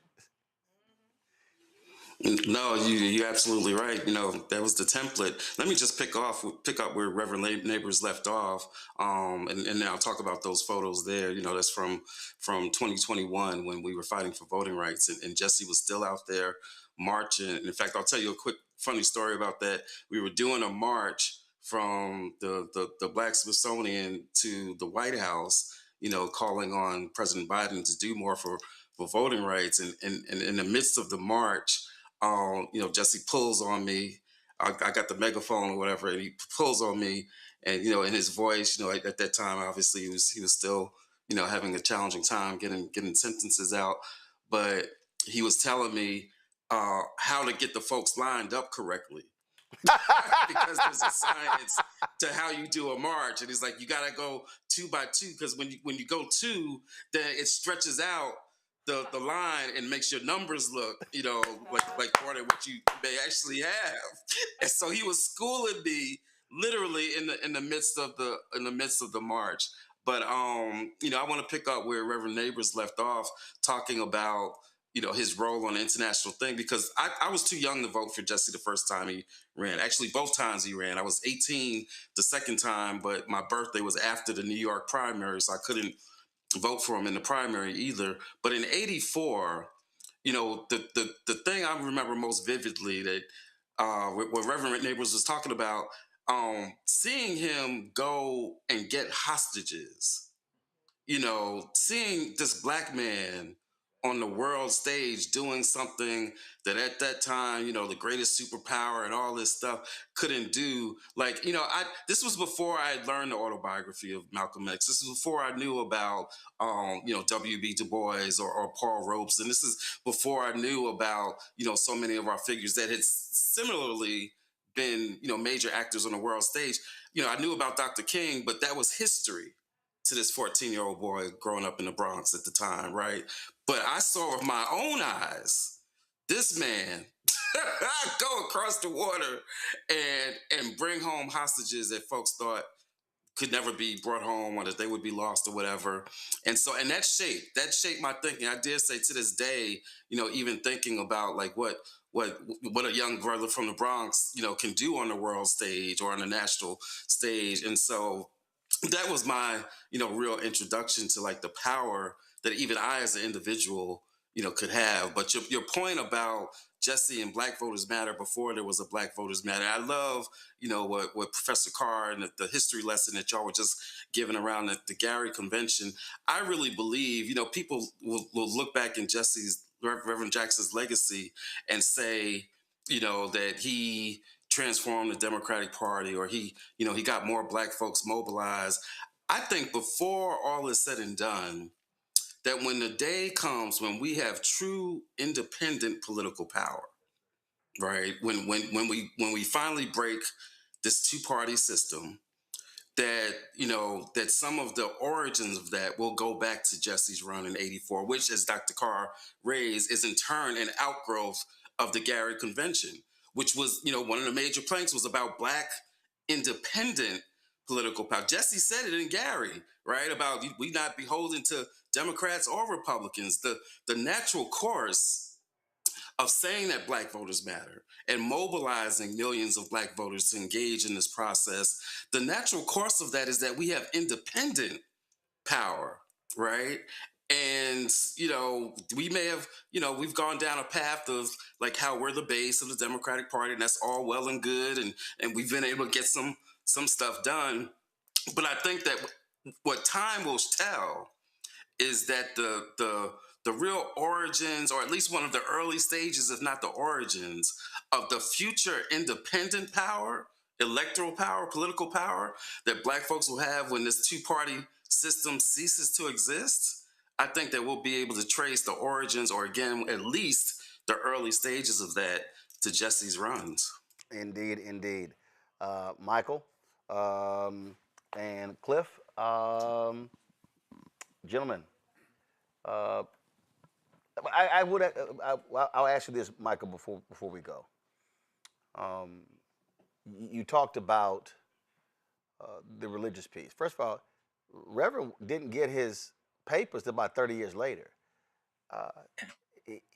A lot of folk went through seminary, but I think what a lot of people do not understand, we're going to be chatting with Cora Berry soon, the widow of Marion Berry. A lot of those folk, they left HBCUs. They left those places where they were trying to get their degrees to commit to the Black freedom movement. Reverend earned his reverend status in the fields, not in the seminary. And there are a lot of folk who have the paperwork, but they don't have the work. Yeah. Absolutely, Roland. I think that's an important point. And, historically, Jesse left North Carolina and came to Chicago to attend Chicago Theological Seminary. And, he was just a few credits short before of his degree, his Master's of Divinity degree, before he made the decision to fully commit to the movement, which was an absolute wonderful decision. That institution awarded him the degree, as you said, 30 years later. But the real important point is that the work that he did was more valuable than anything that he would have learned in the classroom. And I'm not taking away from the importance of seminary. I went to seminary myself. I went to several of them, and I've got 2 kids now that are ministers as well, and one of them headed to a seminary. So I know the importance of it, but nothing is more important than being on the front lines and having a heart that is consistent not only with the gospel of Jesus, who said, the Spirit of the Lord is upon me because he has anointed me to do what? Preach the gospel to the poor and set at liberty those who are oppressed. But the Old Testament prophet Amos, who comes along and says, let justice roll down like rivers and righteousness as an ever-flowing stream. So he had the whole kit and caboodle in terms of his Christian faith. And that was a very, very powerful piece that he was able to convey in a brand new way. What really impressed me, Roland, was the fact that he was able to merge the old way of doing church, the old way of preaching, with a new style. you know, Jesse's style of preaching was not the kind of style that was going to have Aunt Jane jump up from the first row and run up and down the aisle shouting hallelujah. That was not his style of preaching. But his style of preaching was a style that motivated and inspired folks who were sitting in those pews to stand up, to roll up their shirt sleeves and say, we've got to go out in the streets and get something done. And that kind of preaching, I think, was what he was able to learn when he was consistently on the front lines, working for our people with regard to everything your guests have said already in terms of what he was able to do. So I think that religion played a major role in his life, but it was a different way of understanding the gospel at work, of understanding God at work in human history. It hadn't been done like that before from those folks that he walked with Dr. King. He did it in a different way. And to Dr. King's credit, he definitely took Reverend Jesse Jackson under his wings, you know. And I think that was an inspiration for Reverend King. And it certainly was a great opportunity for Jesse Jackson to learn about ministry on the front lines as well. Great question. Cliff, final question for you. Barbara Arnwine talked about this here. Reverend was hardcore about the value of the vote. She said he saw it as currency, and nothing angered him more than black folks not being registered and not voting. Yeah. Yeah, no, she's absolutely right. And you know, again, like that, you know, up until his last days of marching. And, you know, I think, you know, you talked about the legacy of Black Voters Matter. And I think that, you know, we very much find ourselves like in that mode, right? In that motif of, you know, really recognizing our power and trying to do our best, at least, to get everybody to recognize that we've got that power. You know, we say it all the time at Black Voters Matter. You know, we say, in fact, one of our bus themes one year was, we got power, right? Everything that we talk about when we talk about the power that we have is really, in some ways, you could say, an echo of Jesse telling everybody that I am somebody, you know, that you are somebody, you know, that you are worthy. You know, and so everything that we do at Black Voters Matter, I mean, we're obviously an amalgamation of a lot of the, you know, foot soldiers whose histories and shoulders we stand on, you know, but definitely, you know, in that sense, you know, around Reverend Jackson's passion about the power of the vote. Keep in mind, you know, as I'm sure others have pointed out, his first connection with Dr. King and SCLC was as a student, you know, hearing the call to come to Selma, and as a young student, getting, just like so many others did, deciding I'm gonna go to Selma. It wasn't there on Bloody Sunday, but like so many others heard the call after Bloody Sunday and then came to Selma to participate in that the ultimate Selma to Montgomery march. And so the vote was always just a passion of his, and that's really that's why that we were able to have the contact that we have. And if Latasha was here, she could tell you about, you know, some of her interactions with Reverend Jackson. He loved to hear her sing, you know, and so but a lot of that was rooted in the common passion around the vote and just to communicate, because that's what it's about, communicating to our communities how important it is. Even if you don't view it as the end-all, be-all, even if you view that we've got to have some other tools, and Reverend Jackson would obviously say that together because he cared about economic power, right? He cared about international, he cared about all these things, but that vote he recognized as being absolutely critical tool in the toolbox, and we take that same perspective at Black Voters Matter. It's not just about that vote, but it is a critical tool in the toolbox, especially in this moment that we are in right now. Folks, the video y'all are seeing, that is when Reverend Jackson, turn the audio up, please. They were singing and dancing. We were in Texas with Bishop William Barber and the Poor People's Campaign, Repairs of the Breach. And again, Reverend's health was better then, obviously, but it was still difficult. But he wanted to be out there marching from there to Austin, Texas, for voting rights. And so you see him there. Wide smile. This is where he was at home. He was most at home with some marching shoes on, fighting for the people. Let me thank Michael and Cliff Albright for joining us. Thank you so much. Michael, Cliff referenced Reverend Jackson, I Am Somebody, and he's known for that, but Reverend Jackson didn't write that poem. Eddie Glaude posted this on Twitter. It was Reverend William Holmes Borders senior pastor at Wheat Street Baptist Church in Atlanta, who actually wrote the poem, I Am Somebody, I am somebody, I may be poor, but I am somebody. I may be young, but I am somebody. I may be on welfare, but I am somebody. I may be small, but I am somebody. I may make a mistake, but I am somebody. My clothes are different, my face is different, my hair is different, but I am somebody. I am black, brown, white. I speak a different language, but I must be respected, protected, never rejected. I am God's child. I am somebody. Before we went to the interview there, Kelly, you were itching to say something? Yes. First and foremost, I just wanted to pay my respects to the Jackson family and friends, because I'm not coming from the lens of most of the people on this panel where they had a more personal experience with him. I wish I did. I got to meet him in 22 during Ketanji Brown Jackson's confirmation. There was a reception down at the wharf, and he was there. Something that Rebecca said earlier about Reverend Jackson being who we think Bernie Sanders is. I think we can apply that to a lot of white liberal politicians and talking heads who, come from a lens of progressive and liberal ideology. I was looking at this abstract from 1985 from the Journal of Palestine Studies, where Jackson was interviewed, and the interviewer asked him, "Why did you choose in the 1984 election campaign to make the Middle East position you took when this position has traditionally been very risky?" And he answered, "It was a moral, theological position that all of us are God's children. All of us must be respected. We must measure human rights by one yardstick and terrorism by one yardstick. And if you do not have a position on the Middle East that is morally consistent, then your thinking as a human rights leader is jeopardized all around the world.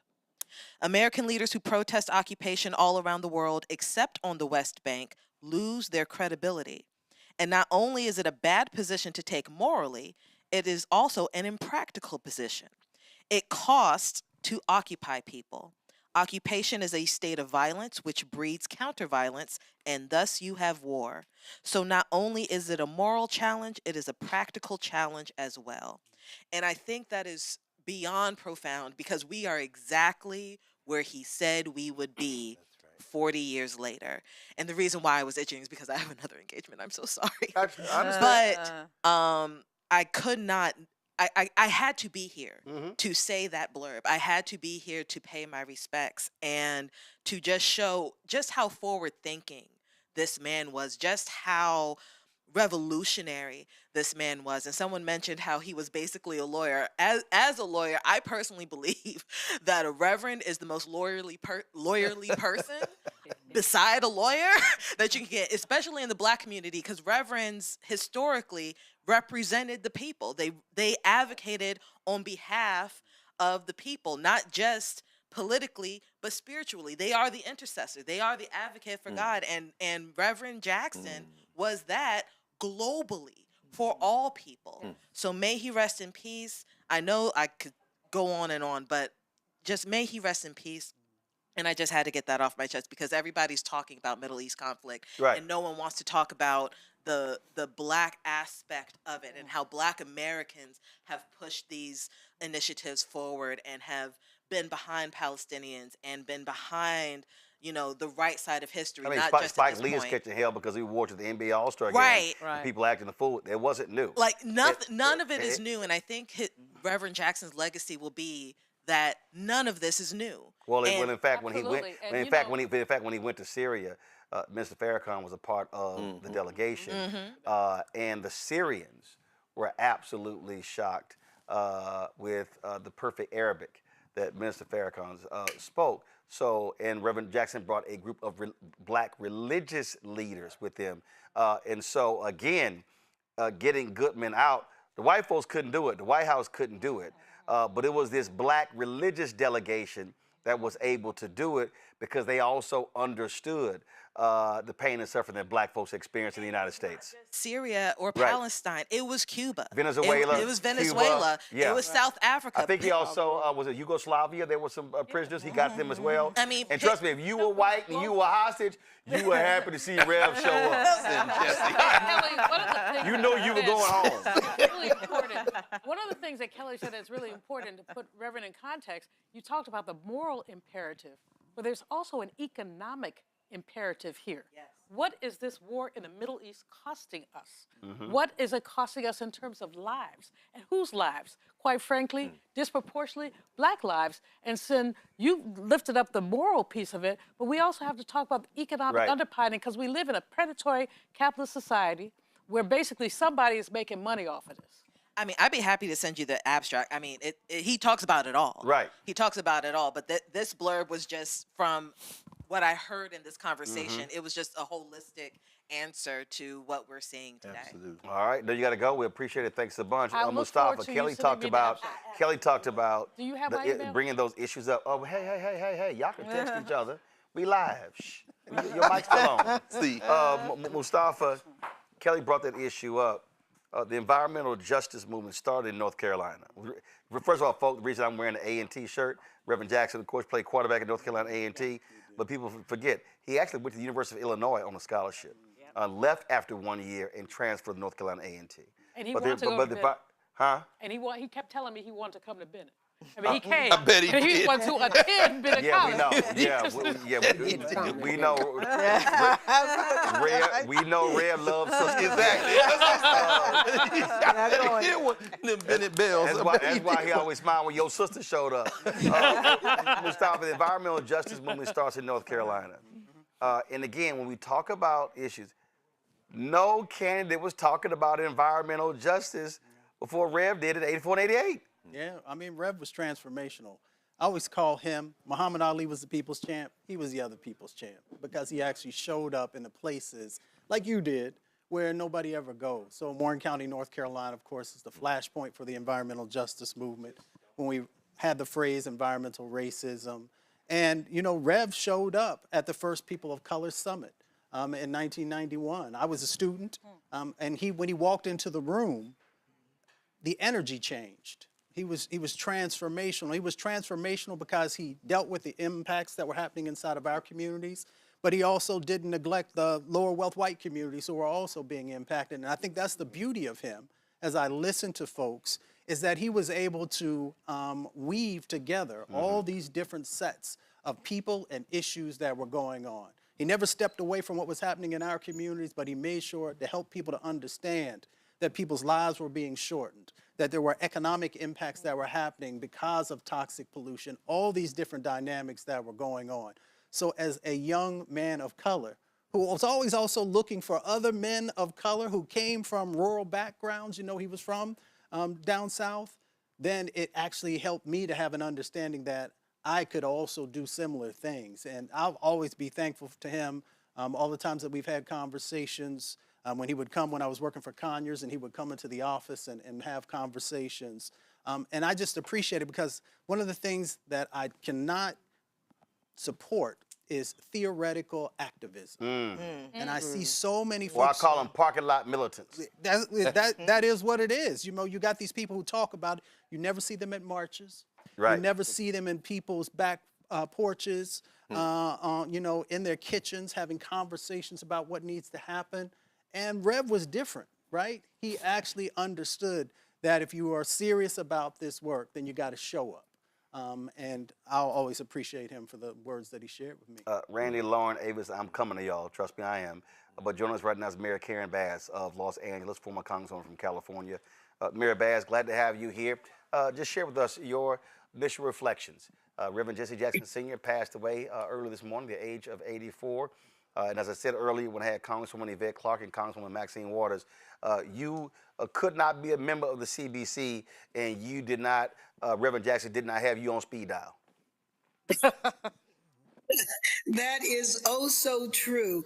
But let me just say that, you know, my heart goes out to him and his family. But over these last few years, we all watched him suffer. We all watched him as his disease progressed, and it was very painful to all of us. But he had so much influence and impact in my life years before I ever met him as a young activist. Seeing him, be the leader in the civil rights movement with Operation Push and all that he was doing. And then, of course, the Rainbow Coalition and the 1984 and 88 presidential election. I'm here at City Hall, and I have such a vivid memory of this massive rally out here in 84, where he was in the middle of his presidential campaign. And then, of course, 88. And during those years, I was very, very involved in the anti-apartheid movement, as was he. And listening to some of your speakers, what was so brilliant about the Reverend was the way he was able to connect the international, the national, the local, all of it, and help our community understand their interconnection with all of these issues. And then, of course, when I had the honor of chairing the, number one, being a member of Congress, but two, chairing the Congressional Black Caucus and working with him, I think one of my last memories was when we did the state of emergency, and it was actually in 2019. And I think the next day, everything shut down with COVID. And Rev showed up. We weren't expecting him to be there. And you know how that is. And you were going to give the mic to the Rev, and he spoke. But, remembering him, rescuing hostages and going over and inserting himself in international policies, and just the standards that he set for my generation and future generations to come, to understand what it means to devote your life to fighting for social and economic justice. And that has to be your values 24/7, not 9 to 5. And then you're a different person after 5 o'clock, but it has to be what is in your DNA. And I think it's just really incumbent upon us for this next generation to understand who Jesse Jackson was, because I'm concerned that our future generations are not that locked into history. And but it's important to all of us sitting in the room, and I wish I was in the room with you because I see many of my friends, that we carry on his message and his work. Well, you're absolutely right. And the thing is, for somebody who was international, who was national, he really also was as micro as you could get. He would go into cities and would converse about what was happening in that city, in these neighborhoods, how folks were impacted.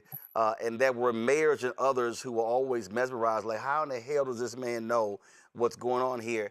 Because that's how connected he was.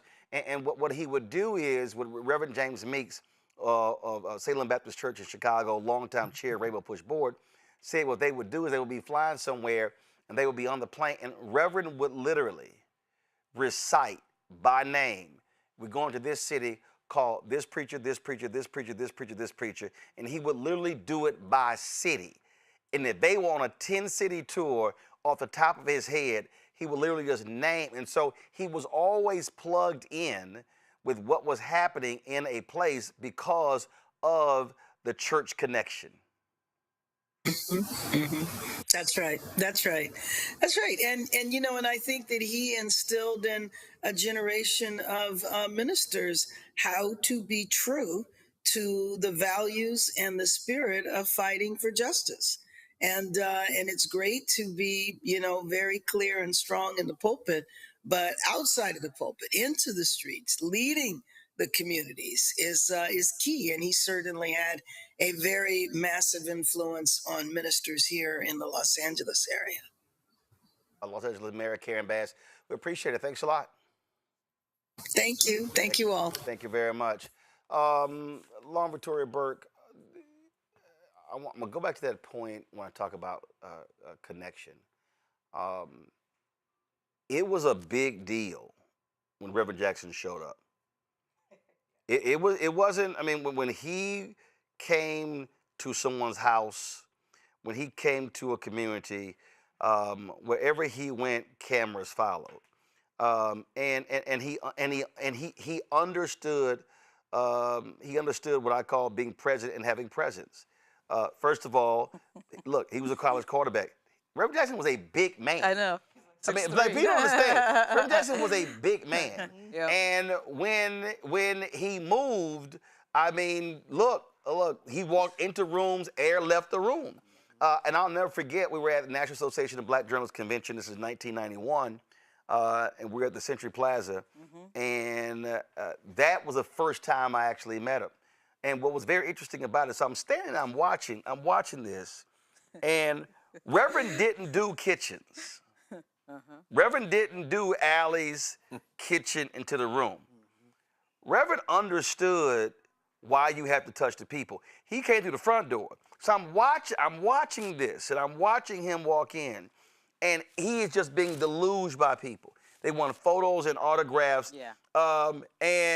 And folk don't get all trippy and all whatever. But I'm sitting here watching this like the woman with the blood problem and Jesus walking through the crowd, how everybody had something. I got this issue, I got this issue, got this issue. And if you work with Reverend Jackson, your whole job was to be handed stuff, get folk information, and that was a big. He was always accessible. And I used to do this thing on WVON radio. I would throw out the question. I said, if you ever got in trouble, who would you call? People called and they say, I called Mr. Farrakhan. I said, you can't reach him. They say, I called Johnny Cochran. I'm like, you can't reach him. And they would do all these names, and I would tell them, I said, you literally were one person removed from reaching Reverend Jackson. Right. If you call Rainbow Push, they will put you through the office, and it would be either his late Chief of Staff, John Mitchell, or it would be one of the secretaries. You were one person removed. Yeah. And Allison Payne, longtime anchor, now deceased anchor, WGN, they were in Israel. And something happened in Israel, and they got detained. She didn't call the State Department. She didn't call the White House. She called Reverend Jackson. And within an hour, Reverend is on the phone with the leadership in Israel. And that issue got resolved. So I said to people, I said, if I ever get my ass in trouble anywhere in the world, I said, the first damn the White House, damn, even when Obama was there, I'm gonna call Reverend Jackson first before anybody else get called. Yeah, he's really accessible. I've met him several times. I was too young to vote for him. When Cliff said that, I really related to that. But I can remember watching him like everybody else and thinking, yeah, that can happen. A black person can get elected president of the United States. He had, in 1988, beaten a bunch of people, Richard Gephardt, all those folks that he beat. He beat, Dick Gephardt was a House majority leader. Right. He beat Senator Joe Biden. Right. He beat Senator Paul Simon. Right. He cleaned these were all so major people. David Duke was low on the list down there. Remember, he ran and he got like 400 votes, whatever. Nobody cared. Nobody paid any attention to that. I wrote a piece called Big Black and the Seven Dulls. Pretty much. Dull white men. But the thing that I remember most is when I was at ABC News, I was working for Cokie Roberts. I was probably in my first year there. It was my first real job in journalism. And Reverend Jackson shows up on the scene and puts a bunch of pressure on ABC to diversify not only the producers, but the talking heads, all of which were white at that time. It was the 90s, you know. And I was working with Alelia Bundles, who was the great of Madam C.J. Walker. She was a producer there. She'd been a producer at NBC, and then she was a producer at ABC. She was the bureau chief, deputy bureau chief at ABC, actually, when I was there. At any rate, Reverend Jackson shows up, puts a bunch of pressure on the networks, not just ABC, but NBC and CBS. Yeah. You need to put more black people on. And then we actually did a thing within ABC of producing names of black talking heads for the producers. That all happened because of Jesse Jackson's pressure. So when you say, like, entering a room, I mean, he really entered that situation and changed it. And Reverend would show up without an appointment. Right, oh, absolutely. Let's be real clear. There'd be folks like, oh shit, who outside? Reverend Jackson. No appointment, he ain't call ahead, and he gonna meet with the president or the CEO of a company. It's really funny, too, to talk about just a little bit poverty, the poverty issue. Yes. I mean, I think Reverend Barber's the only one, after John Lewis's death, and Reverend Barber, the only person who's talking about multiracial coalitions, rainbow coalitions, black and white, and what poverty. He called fusion politics. Exactly. Was Reverend Jackson. And even in this day, we don't have too much of that, other than AOC and a few others. But the same problems that he has is what Jasmine Crockett is dealing with right now, right? You get somebody who's a really good speaker, a really vibrant personality, all that. white Democrats get afraid, they get worried. And so you're seeing the same shadow of that. Avis, again, folk who did not live through it, who didn't really fully understand it. Reverend Jackson was this massive pop culture figure. Yes. He was on Sesame Street. Yes. SNL numerous times. A Different World. He was doing shows in music. He was the black eulogist. Oh, no question. The eulogy at Jackie Robinson's funeral. Walter Payton's son posted on social media what happened when they were getting in the car. Rosa Parks' funeral as well. They're tight with Aretha Franklin. Aretha Franklin, of course, I told the story. There was a mosque, I think it was a Nation of Islam mosque in New Jersey that burned down. And she's talking to Farrakhan, and she says, have you heard from Jesse? And Farrakhan says, no, I have not. She says, you will tomorrow. And then she calls, Reverend Jackson called Farrakhan the next day. People talk about Essence Festival being the largest festival in the country. What folks don't realize, these expos we have, that's not an Operation Breadbasket. The expos in Chicago would have 800,000 people, twice the size of Essence. If you read Martin Depp's book on Operation Breadbasket, Jackson 5 was there. One of their first performances was Reverend Jackson. Aretha Franklin, Bill Cosby. If you were a black entertainer, a black singer, actor, whatever, you knew exactly who he was. And so this massive figure, even in pop culture. Absolutely, and that to me is one of the things that made him so unique, because he was this person that intersected all of these different worlds, right? The entertainment industry, politics, obviously, religion, just the grassroots of our community. He was someone who's respected in each and every one of those spaces. And not only, I think he was respected in those spaces because he would speak truth to power. Yeah. He would say those things that needed to be said that were not popular in some specific areas, in the highest realms of power in this nation. He would say what needed to be said. He would do what was needed to be done. And I find it very inspirational, especially right now, because we are living in a moment in which silence is our greatest enemy. And so many people who have a platform are silent in this moment, where we need courage, where we need bravery, where we need people who are willing to do what needs to be done and say what needs to be said in spite of the fear that may in fact be permeating the land. He is the type of human that would do that in every circumstance, whether or not it was popular. And it is his courage that needs to inspire a new wave of bold leadership that, frankly, is missing in this moment, that we need greatly in this moment. Randy, after Obama's election, a lot of people abandoned Reverend Jackson. People were angry with comments that he made. They were upset by that. And there were a lot of folks who wouldn't put him on television and radio. I wasn't one of those folks. 2015, when, to understanding again, and again, this is 2015, Reverend Jackson began to go to Silicon Valley. So his whole thing wasn't just automotive companies. He began to articulate. He saw what was happening with the impact of Silicon Valley. And what he did was, with Breadbasket, what they did was they would buy stock in the company, would buy a few shares, which gave them an opportunity to speak at the shareholders meetings. And one of the things, and how he understood the intersection of money and power in politics. He also understood that Verizon would do $50 billion bond deals. And Reverend Jackson would say, where are the black accounting firms? Where are the black bond companies? So that was Verizon, that was AT&T, there was all those companies. And so I would have him on my TV One show. It was like almost every week talking about what's happening in Silicon Valley. He was going after Facebook. He was going after Google. He was calling out, well, he was going after Apple. In fact, Tim Cook got pissed off because I put a tweet out. Reverend Jackson had forced him on their data, and Tim Cook put a tweet out, and I got called by somebody there, said Tim Cook was going off. Who is this Roland Martin? And the sister said, Tim, you don't want to go there. Tim, you want to leave that brother alone. And then the person called me and said, no, Roland, we should call him for your tweet. I said, no, it got his attention. So I understood that. So Reverend was checking them on the diversity numbers. Tell me about it. And again, a lot of black media people would not even put him on the shows. And so here he was on the outskirts here in D.C. of the Obama administration. That's a whole other story. But he was putting the focus, and the thing was, he was the one who said, y'all keep talking about STEM. He said, hold up. He said, more than 40%, he said nearly only 40% of the jobs are dealing with STEM.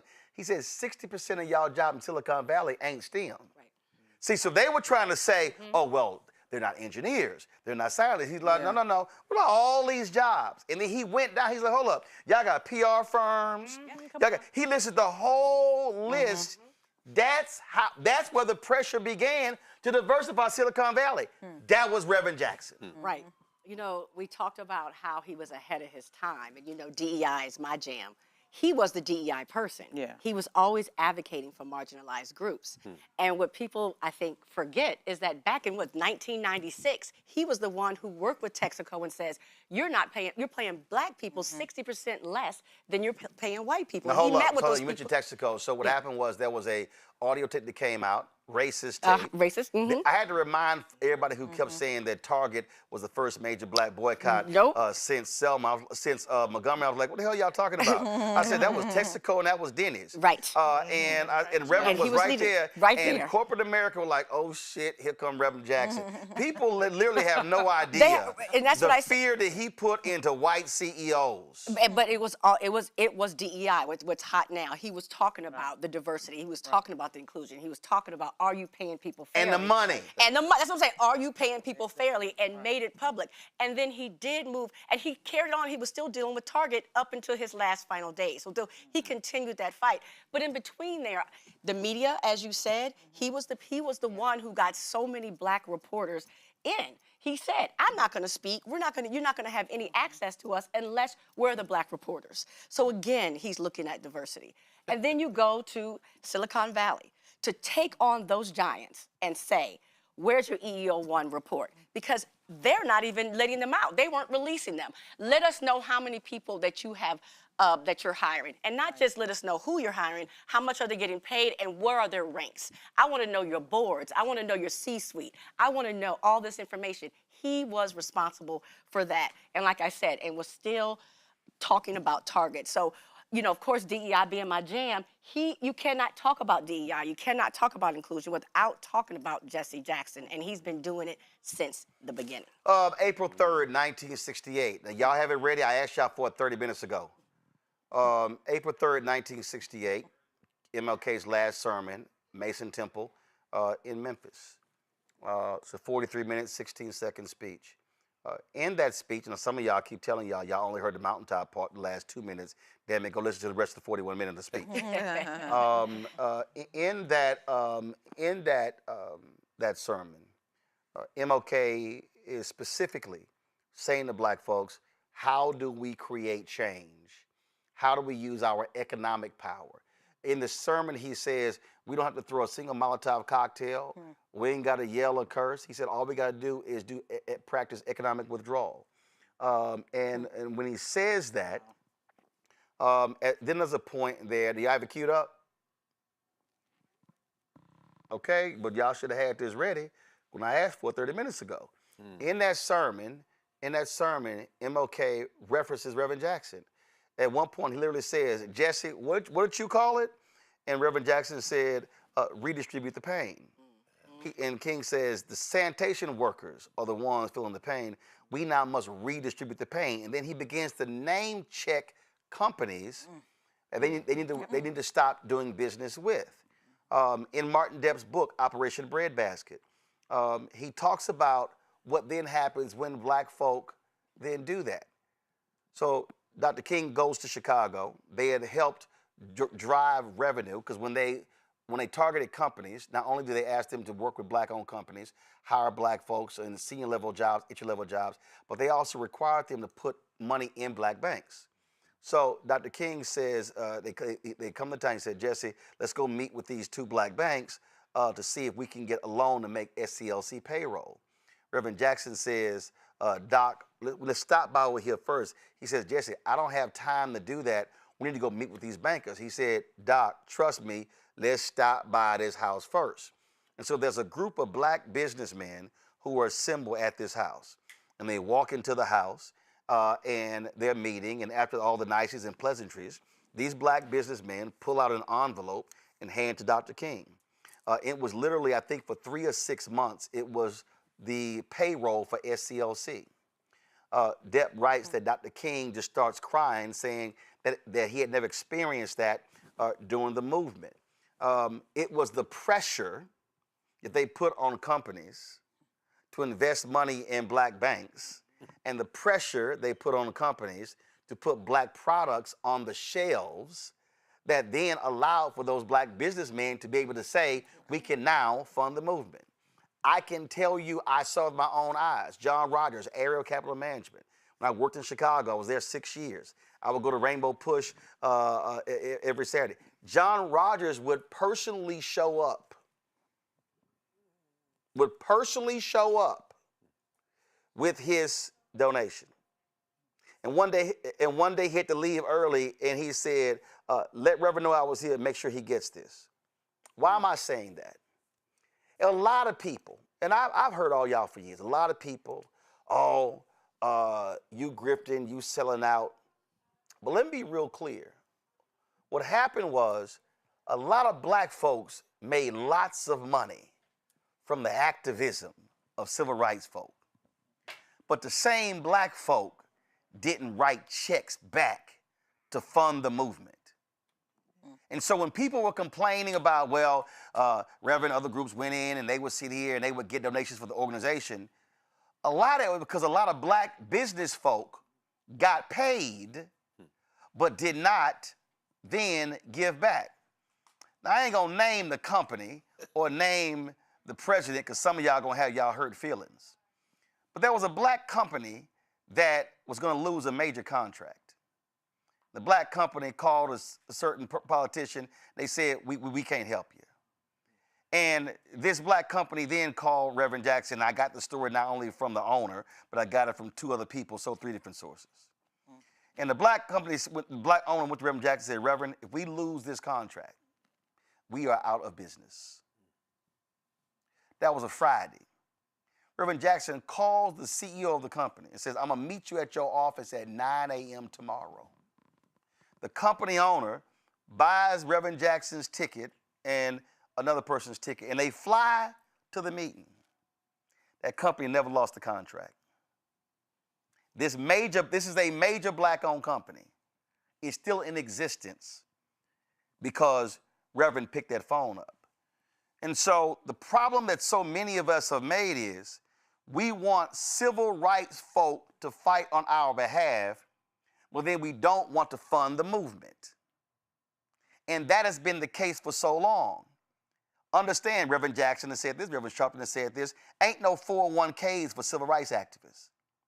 And so the mistake that black people make is we want black lawyers, black civil rights activists, black journalists, black media, fighting for them to get opportunities, but do they then cut a check back to those folk who help you get your contract? That's a problem that a lot of us still have. They have it queued up. This is Dr. King, April 3rd, 68. Our agenda calls for withdrawing economic support from you.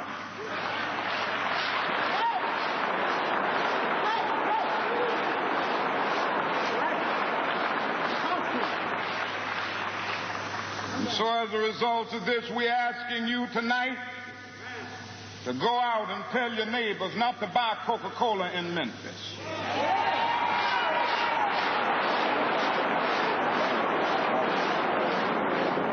Go by and tell them not to buy Seal Test milk.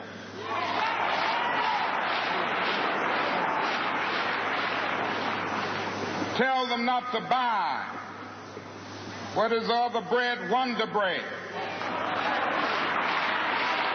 And what is the other bread, come to Jesse? Tell them not to buy Hart's bread.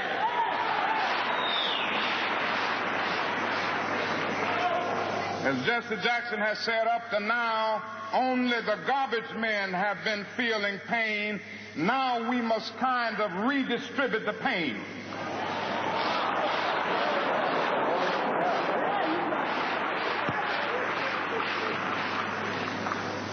We are choosing these companies because they have been fair in their hiring policies, and we are choosing them because they can begin the process of saying they are going to support the needs and the rights of these men who are on strike. And then they can move on downtown and tell Mayor Loeb to do what is right.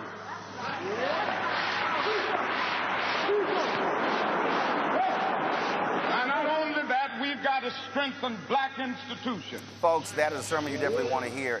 Earlier today, Corbear sent me this video. This was a video, Rainbow Push sent. That's the wrong video you got queued up. That ain't it. Sent me a video. Well, fine, don't worry about it. I'll do it myself. That I think you really want to check out while we're getting that queued up. Cora joins us right now. Very much an activist herself, not just simply was married to Marion Barry, former mayor of Washington, D.C. Cora, I really wish, I saw a lot of stuff on social media. A lot of people were pissing me off who had no understanding of any history whatsoever. And I think, unfortunately, part of that is a person gets older and they sort of retreat from public life. Folk forget what they did. And then we get enamored with who comes on new. Just like politically, folk might think that Obama changed the whole world. But again, if Reverend Jackson don't change the rules, there ain't no Obama. There is no Reverend Sharpton without a Reverend Jackson. And we can go on and on and on. But the sheer force of this man, words literally cannot describe. Which one? Reverend Jackson. Okay. Marion was in there too. I got you. Well, I'm smiling. Rev would be very pleased.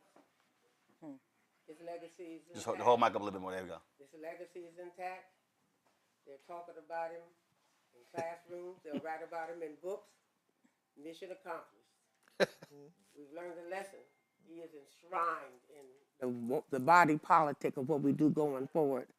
And Marion would be smiling. They were brothers. I met Reverend Jackson in 1976. Some of you weren't even born. And knew him as a very amazing, complicated person. All of these stories you tell and more. I mean, he was connected in all of the genres, and one of them was Hollywood and Motown, and one of his very dear friends was Uric Abner, who was a family member of mine, and we were all up in the Hollywood Hills one night, 50 years ago. This really happened. Started at 11 o'clock, some kind of way, Jesse was the topic. He was the topic at 5 o'clock in the morning. That actually happened. And that's when I realized that he just, he was in charge. And so he was a very special human being. And what I loved the most about him was that he never didn't have time to sow into young people. If you know me, you know I started something Southeast Tennessee Learning Center. My whole life has been young people. He went all over the country, going to schools with that chant, telling them, for your life, you got to feel good about yourself. And he used to tell me, it starts on the inside, so we got to keep connected with the young people. So while he was closing down people, and, my brother had a problem, a handicapped black guy, didn't know who he was. The people in the store grabbed him, almost killed him. Well, they killed him. My brother walking back and forth, a protest of my brother Bishop Masters, just how Rev operates, to your point. back and forth, him 5, 6 people, sometimes him by himself, about 2, 3 weeks. I said, well, what's happening? Well, we want them to do this, we want them to do that. I said, well, call Jesse. And he said, Jesse, yeah. I said, yeah, call Jesse. Long story short, I don't know what Jesse got out of it, but everything they want, they got the store flipped just like that. They started hiring people, they paid the family, they did all of that. So I'm just saying that. You're like, y'all walking for 3 weeks, y'all just could have called Red. It wasn't even a lot, it was just the name. Oh, we don't even want that smoke, let's move on. So you're talking about students. So brother told me this, one of the protests at Howard University. Blackburn takeover. And this is the most recent one. that was one of them, and how that one Reverend stepped in. Yeah. But that was a brother who was a student at Howard University. Something happened where he got arrested, and it was some nonsense. He got arrested, and so he didn't know. So he is a brother who he knew, who was a body man for Reverend Jackson. So he calls him. He's like, "Doc, let me call you back." Then all of a sudden, so he's sitting in jail. And next thing he knows, he hears his name being called, and he comes out, and all of a sudden, Reverend is there, and he had never met Reverend. Reverend didn't know this dude. All he knew was a student at Howard University. The rest happened in Maryland. Reverend happened to be in D.C. And heard about it. I told y'all one person removed. Heard about it. Shows up. Got him out. And then later, he met him. Reverend wasn't there. He sent his people there. Later met him. Reverend like, oh, you the guy. Reverend didn't know this dude. But somebody said, Reverend, this young student at Howard needs some help. Right. He got arrested. It was all jacked up. Wow. Reverend got it done. And that there are thousands of those stories. Yes. That's the whole point. But he and Marion, they were compadres. This you're about to cue up. Y'all have it? Okay, it's down. All right. Y'all keep going. I'm going to play What this he's damn going to thing talk myself. about in there just very quickly, when a lot of the stories about him running, I always say the story is the backstory. So the backstory of all this goodness was it wasn't always roses. And he wanted to run and he wasn't being met, and he'll tell you that with his own words. With resistance from, and he named mayors. I didn't name them, he named them. And then he said he got in, he called Marion, and they said, well, they said it ain't the right time, we're gonna make it the right time. And he wanted to make an announcement of running for president. So what my husband did, he's gonna make anybody do nothing to him now. Gave liberal leave to the DC government workers for 3 hours. Wow. They flooded the convention center. And Jesse had the biggest kickoff, and everybody, look at all the people. But it was all the people. It was just our people. Right. Smart. Right. Yeah, and I can tell you a whole lot of stuff they did for that run. So at the end of the day, when it was time for him to be at the convention, and there was a lot of controversy back and forth about who was going to nominate him, and at some point he came in the room, this is what I'm told, and said, what's going on? They said, oh, they're Rev, the catch or blah, blah, blah, everyone to nominate, we trying to decide. He said, no, my own boy gonna nominate me. He got me here, he gonna nominate me. And that's when Marion got up there and nominated him and called his name 400 times. Jesse Louis Jackson. 40 times, until after a while the whole place was doing it. That was how they used to roll back there. We all read about it. That's real time stuff. This is the video you're talking about here. Check it out. I love Marion Barry. Marion Barry means was our struggle. President of the desert. None of us are deserts. We went to somebody else. Marion, he's been in Mississippi. Depths of deprivation where thousands of blacks were lynched. Marion left there running, period, demonstrating, fighting back, never being able to struggle. That's people on behalf of the Jackson family, Rainbow family, we're all indebted to Marion. Marion, first for our struggle. He gave more than he got out. I want to first my thanks to Marion Barry. What he meant to me. We were talking about the election run for president. Yeah. And the idea was kicked around. So the children made a move. Marion stepped up. She was the second to run. First Dutch ran in 1848. He was first to run. She was saying I was served, but I kept into a different meaning. See, this day's time schedule. And the mayor said, I'll send us a plate. I'll give a building money and crowds.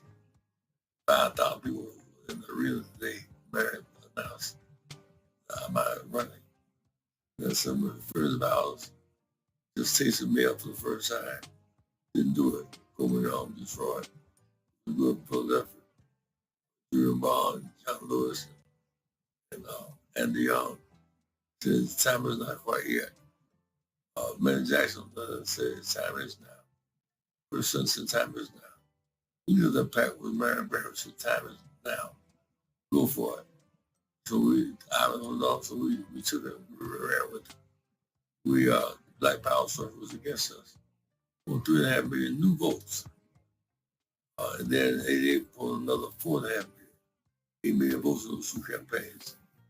And then the significance of that is that we chose not to be a third party, enhance the one we have, make more black Congress people, more black legislators, more black mayors, and brown mayors, with a rainbow coalition. First, my thanks to Mary. You mean so much to me, my brother. God bless you. This sweet is the least we can do for Mary. We'll have an awful lot. God bless you, Mary. Keep up alive. Powerful tribute there. One of the folks who also knew him quite well, I think he should be introduced as if God had a voice, he would have the voice of Reverend Otis Moss Jr. And Reverend Moss, are you there? Reverend Moss, are you there? Yes, I'm here. I am. How you doing?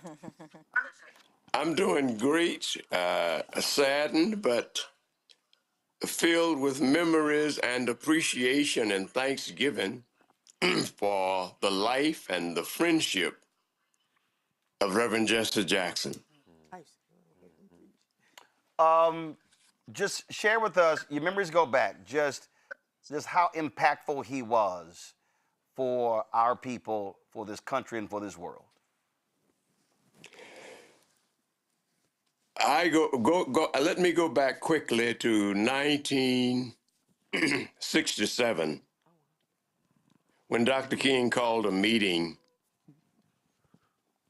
to do a nationwide experience with Operation Breadbasket.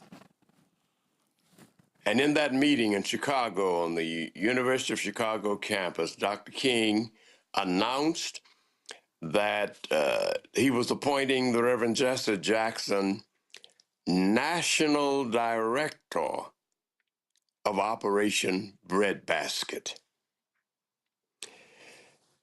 It was an exciting moment, although there were some who were not totally in concert. But that did not matter. The Reverend Jackson picked up the mantle of responsibility and carried it on. But guess what? Even before that, when Reverend Jackson was what we might call a field worker, he came into SCLC at the high salary of $35 a week and gave his all as a student in seminary.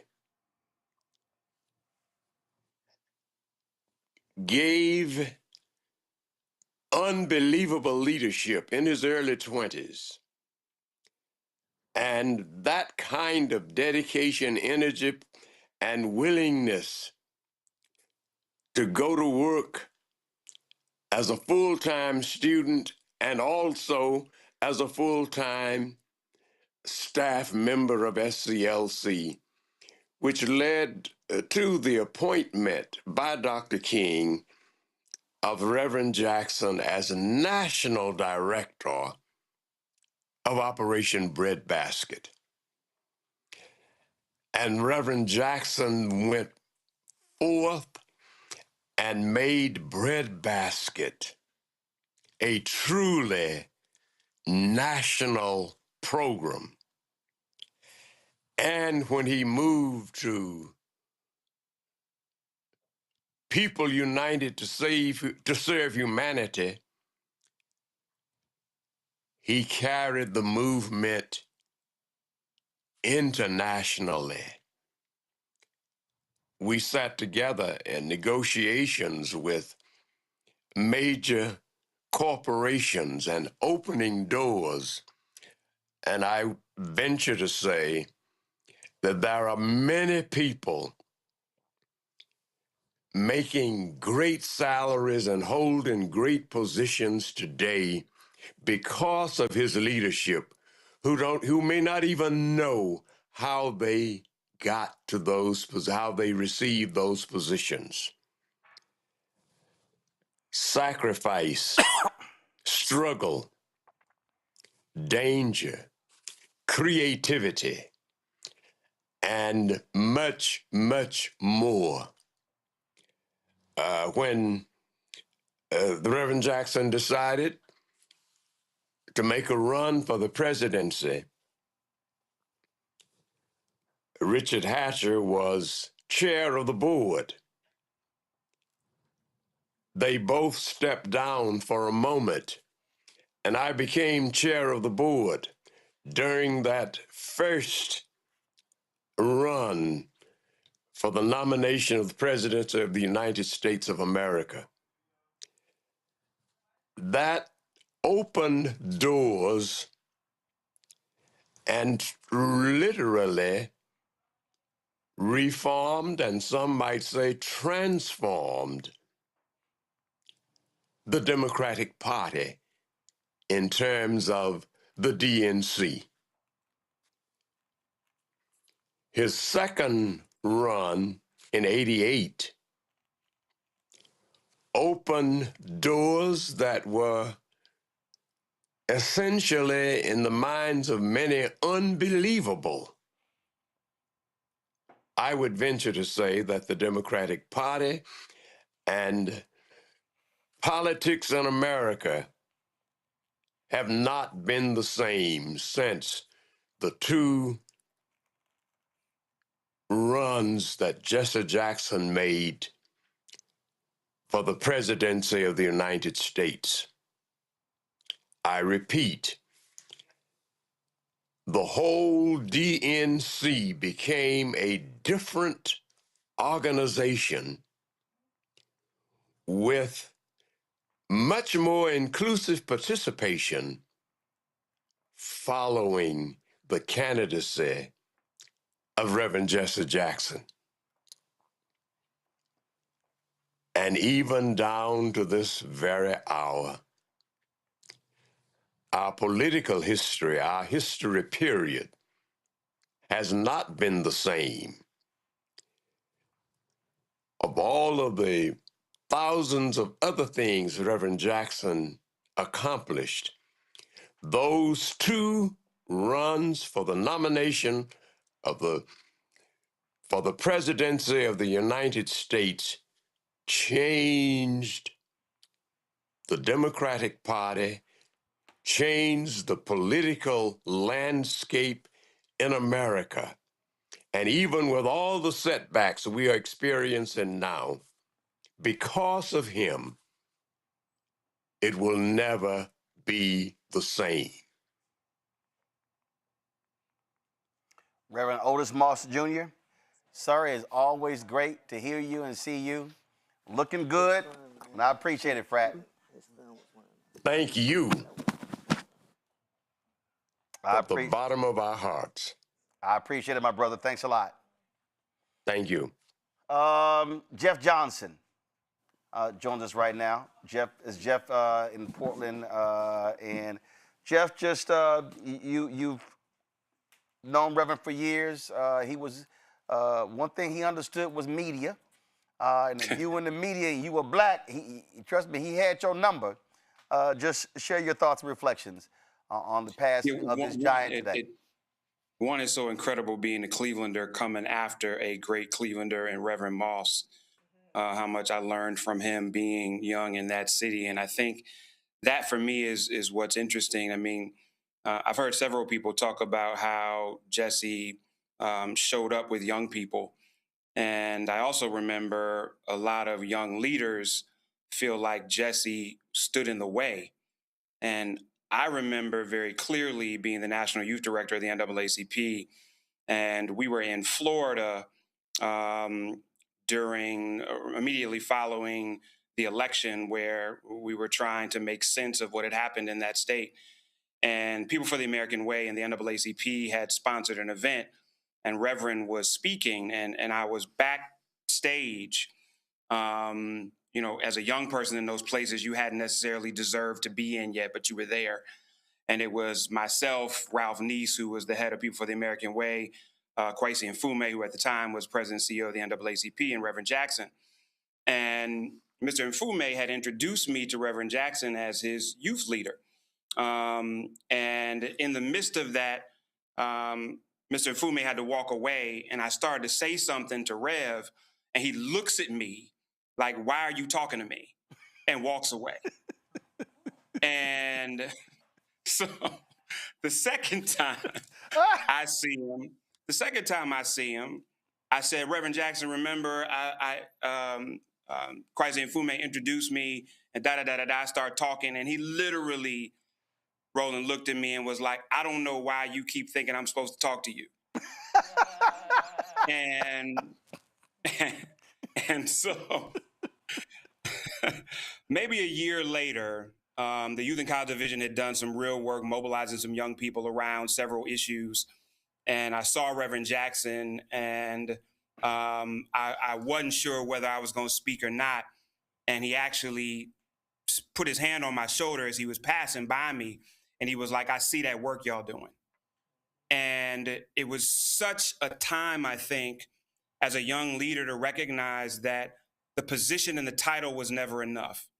And Rev came up at a time where you were risking your life, where you were risking your livelihood, where you had friends who had either been killed or were political prisoners. And he wanted us to be sure as young leaders that we didn't take for granted the positions that we had as young people, that in some cases we didn't have to put as much on the line as they had to. And I think what was most important for me is on the other end of that, he always gave me his time.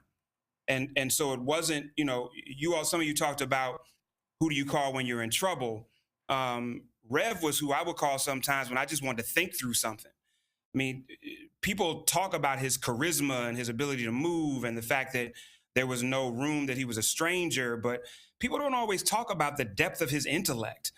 Even in these last years, man, there would be one day you talk to Rev and he wouldn't be there at all. And then you talk to him 2 days later, and it's the most brilliant political commentary anybody in the country is giving. And so he was such if he gave you space for counsel, man, you were always winning. I never got off a conversation with him, whether I agreed or not, without seeing something in a way that I never would have been able to see it had I not talked to Rev. And so I think one of the interesting things, you hear people talk about Rev saying that, he really ran a marathon. But I think one of the interesting things is Rev was really the only primetime dude from his era that didn't get assassinated. And when you talk about what it means, like, Roland, you know this, our community talks grace well, but we don't give grace well. Mm-hmm. And when you are a primetime leader, he was the first real primetime leader we watched get old.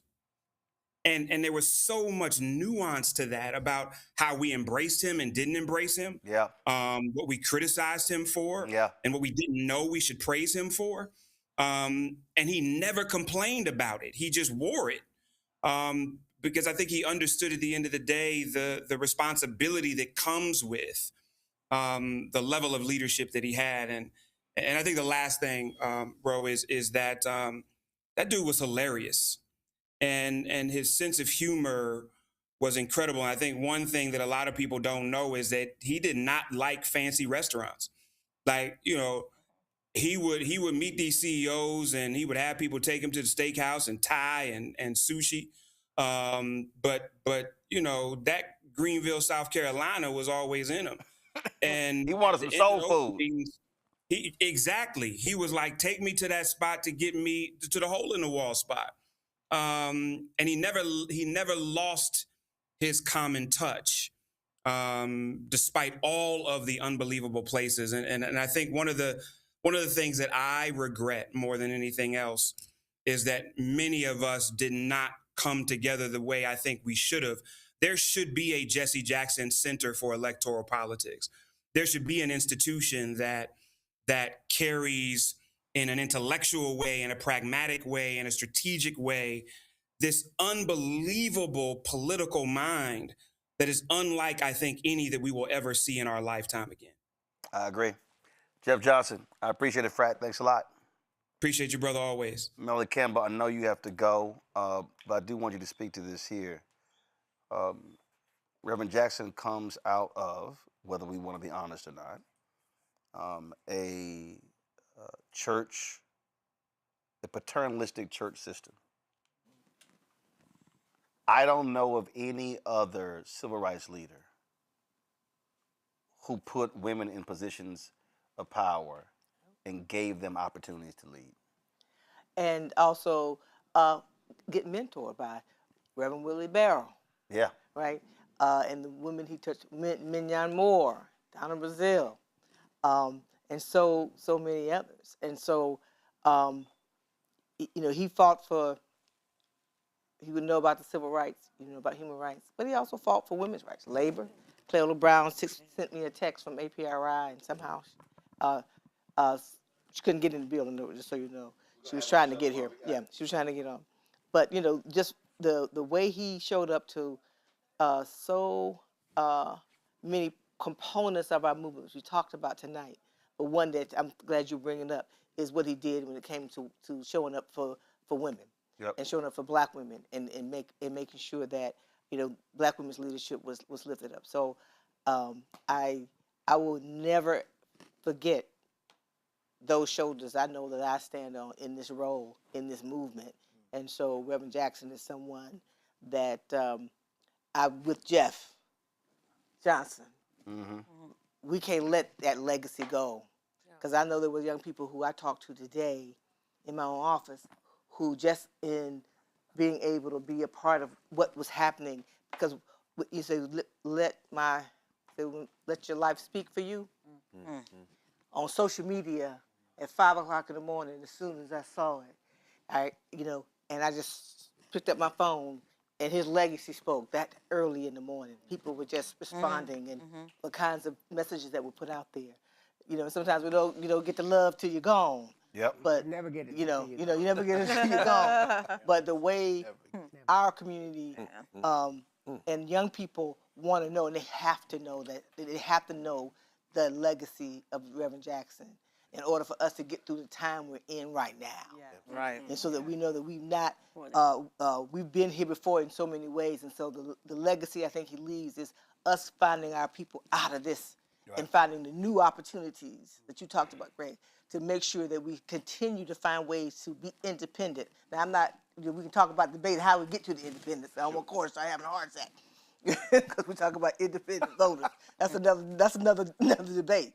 But really, we have to do that because without getting myself in trouble, because I'm nonpartisan, but particular, we have to find ways to leverage, and we have that roadmap that he left for us. And let's just get this done. We have to get our people through this. And thank you for the opportunity to lend my stories into this tapestry tonight. Mel, we appreciate it. Omega Psi Phi, Reverend Jackson's fraternity, posted this on social media. Spring 1960 Initiative Pi Psi chapter is a towering figure in the global struggle for justice. A former second vice Grand Basileus, his loyalty to the Omega Psi Phi Fraternity Incorporated has remained constant across generations. From the lunch counters of Greenville to the halls of global diplomacy, Brother Jackson has marched, spoken, and negotiated with fearless conviction. He founded Operation Push and the Rainbow Coalition, forging new paths in education, economic equity, and political action. 2 groundbreaking presidential campaigns, over 40 honorary doctorates, a Presidential Medal of Freedom. Whether rallying laborers, confronting apartheid, or lifting the voices of the marginalized, Brother Jackson has walked the walk, decade after decade. A man of mission, legacy, and vision. A son of Omega, a servant of the people, a living symbol of purpose and action. I was born in the slum, but the slum was not born in me. And it wasn't born in you, and you can make it. Wherever you are tonight, you can make it. Hold your head high. Stick your chest out. You can make it. It gets dark sometimes, but the morning comes. Don't you surrender. Suffering breeds character. Character breeds faith. In the end, faith will not disappoint. You must not surrender. You may or may not get there, but just know that you are qualified. And you hold on and hold out. We must never surrender. America will get better and better. Keep hope alive. Keep hope alive. Keep hope alive. If y'all see me tearing up, that speech, that's 88. I've had that speech on my phone for a long time. I listen to that speech several times a year.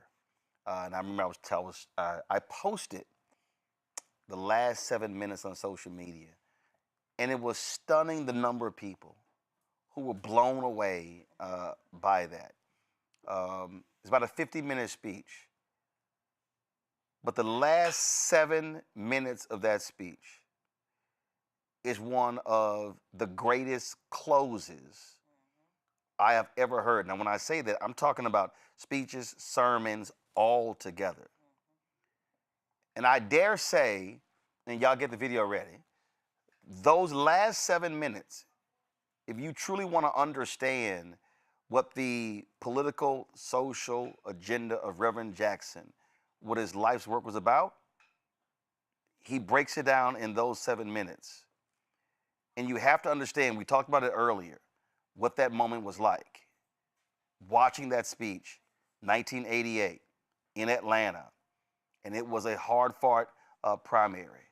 And again, how Reverend Jackson rolled on his bus tour to Atlanta like he was the nominee. And to understand where black folks were, he opens this speech.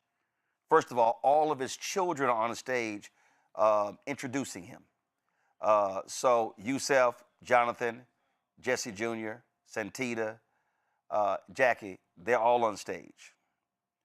Then he references Rosa Parks, who's there. President Jimmy Carter is there. So you're in Atlanta, and this is how he ends that speech. And then America, as we go forth to September, October, November, and then beyond, America must never surrender to a high moral challenge. Do not surrender to drugs. The best drug policy is a no first use. Don't surrender with needles and cynicism. Let's have no first use on the one hand, or clinics on the other. Never surrender, young America. Go forward. America must never surrender to malnutrition. We can feed the hungry and clothe the naked. We must never surrender. We must go forward. We must never surrender to illiteracy. Invest in our children. Never surrender and go forward. We must never surrender to inequality. Women cannot compromise ERA or comparable worth. Women are making 60 cents on the dollar to what a man makes. Women cannot buy meat cheaper. Women cannot buy bread cheaper. Women cannot buy milk cheaper. Women deserve to get paid for the work that you do. It's right and it's fair.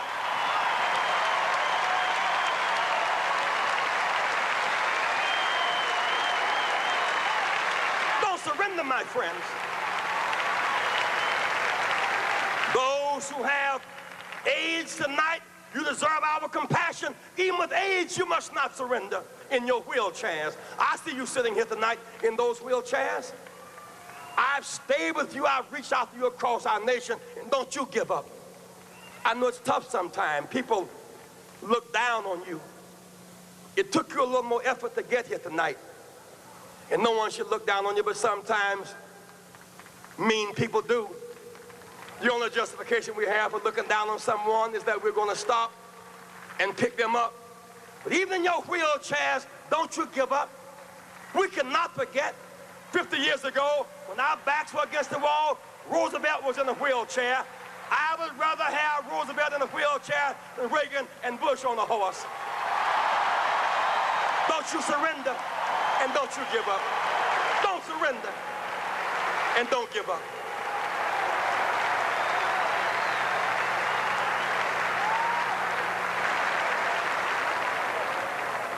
Why can I challenge you this way? Jesse Jackson, you don't understand my situation. You'll be on television. You don't understand. I see you with the big people. You don't understand my situation. I understand. You see me on TV, but you don't know the me that makes me me. They wonder why does Jesse run? Because they see me running for the White House. They don't see the house I'm running from. I have a story.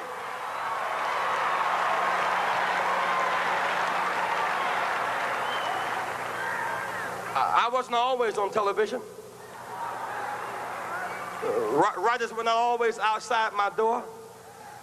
When I was born late one afternoon, October 8th, in Greenville, South Carolina, no writers asked my mother her name. Nobody chose to write down our address. A mama was not supposed to make it, and I was not supposed to make it. You see, I was born to a teenage mother who was born to a teenage mother. I understand. I know abandonment and people being mean to you and saying you're nothing and nobody and can never be anything. I understand. Jesse Jackson is my third name. I'm adopted. When I had no name, my grandmother gave me her name. My name was Jesse Burns till I was 12. So I wouldn't have a blank space, she gave me a name to hold me over. I understand when nobody knows your name. I understand when you have no name. I understand. I wasn't born in the hospital. Mama didn't have insurance. I was born in the bed at house. I really do understand. Born in a 3-room house, bathroom in the backyard, slop job by the bed, no hot and cold running water. I understand. Wallpaper used for decoration? No. For a windbreaker. I understand. I'm a working person's person. That's why I understand you, whether you're black or white. I understand work. I was not born with a silver spoon in my mouth. I had a shovel programmed for my hand. My mother, a working woman. Some of the days she went to work early, with runs in her stockings. She knew better, but she rolled runs in her stockings so that my brother and I could have matching socks and not be laughed at school. I understand. At 3 o'clock on Thanksgiving Day, we couldn't eat turkey because Mama was preparing somebody else's turkey at 3 o'clock. We had to play football to entertain ourselves. And then around 6 o'clock, she would get off the Alta Vista bus and we would bring up the leftovers and eat our turkey, leftovers, the caucus, the cranberries, around 8 o'clock at night. I really do understand. Every one of these funny labels they put on you, those of you who are watching this broadcast tonight in the projects, on the corners, I understand. Call you outcast, low down, you can't make it, you're nothing, you're from nobody, subclass, underclass. When you see Jesse Jackson, when my name goes in nomination, your name goes in nomination. I was born in the slum, but the slum was not born in me. And it wasn't born in you, and you can make it. Wherever you are tonight, you can make it. Hold your head high. Stick your chest out. You can make it. It gets dark sometimes, but the morning comes. Don't you surrender. Suffering breeds character. Character breeds faith. In the end, faith will not disappoint. You must not surrender. You may or may not get there, but just know that you are qualified, and you hold on and hold out. We must never surrender. America will get better and better. Keep hope alive. Keep hope alive. Keep hope alive on tomorrow night and beyond. Keep hope alive. I love you very much. I love you very much. Cora, that is, you said you were there. Me too. Me too. I said so little, and I know so much, and that's hard to do. But you made a point about Jesse. He's brilliant. He was very brilliant. Probably one of the most brilliant persons I've ever known. And he was so brilliant that people took it for granted. And he used to say to Marion, people make fun of me because I rhyme, but it's hard. You tried. Rhyming is hard. You tried. And making fun of me. I mean, it was just the fundamental way they talk. But of all of the speeches, because my passion beyond young people is voting, and anybody in this room knows me knows that. The 30th anniversary of the March on Washington, Jesse gave a speech, to me, one of the best speeches he's ever given, or anybody else has given. Hold up. You're mic'd up. Okay, go ahead. Keep going. I'm mic'd up. There you are. Keep going. And I titled the speech, Rocks Just Laying Around. I don't know if you're familiar with that speech. It was after the 1980 election, the election of Reagan, the loss of Jimmy Carter for his second term. And he got up and he talked about the Bible story of David and Goliath. And how David didn't have anything. He had a slingshot. And he looked around and he saw the rocks. And he took those rocks and he used those rocks and he slayed that giant. And he talked about how many black people in all of these major states that were registered to vote and did not vote. And the percentage of the people who did not vote were far beyond the percentage that Reagan won. He said you were just rocks just laying around. It was such a brilliant, and he went on and he had the statistics state by state. He gave the numbers and it had profound impact on me. And I consider that one of his greatest speeches. And when I was a professor of political sciences that year, so that was in August, it was the reenactment of the March on Washington, and I went into the classroom, had my big old folder of stuff, and they said, Mrs., which one of my names was it then? Let's just say Masters, we'll be safe with that one, that goes through all of them.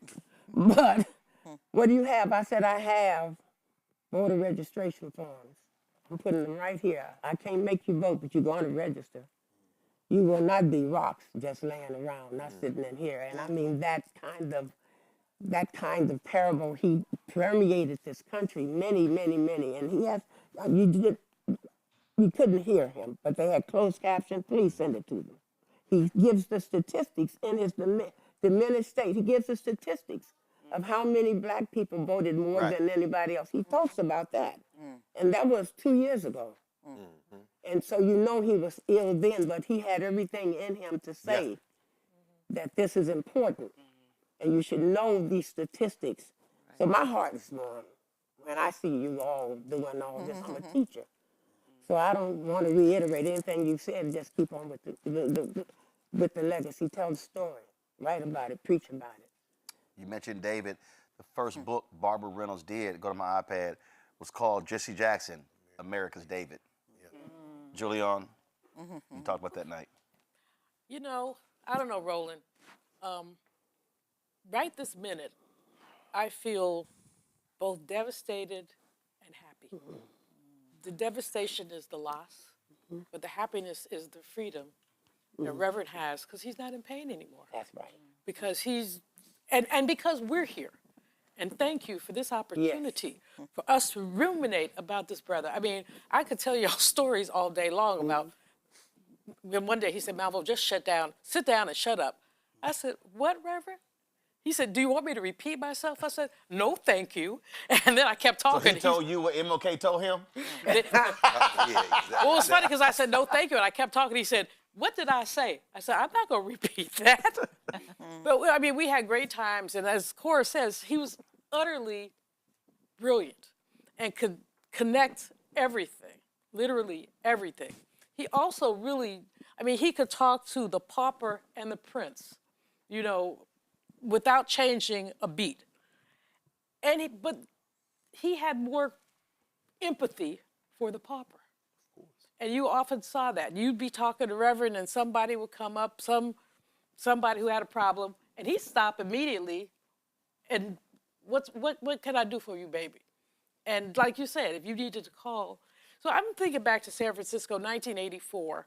Where I was a young politician type, never got elected to anything, but that's another story. Ran for the Board of Supervisors in '84, actually put anti-apartheid legislation on the ballot in '84. That was what I was doing.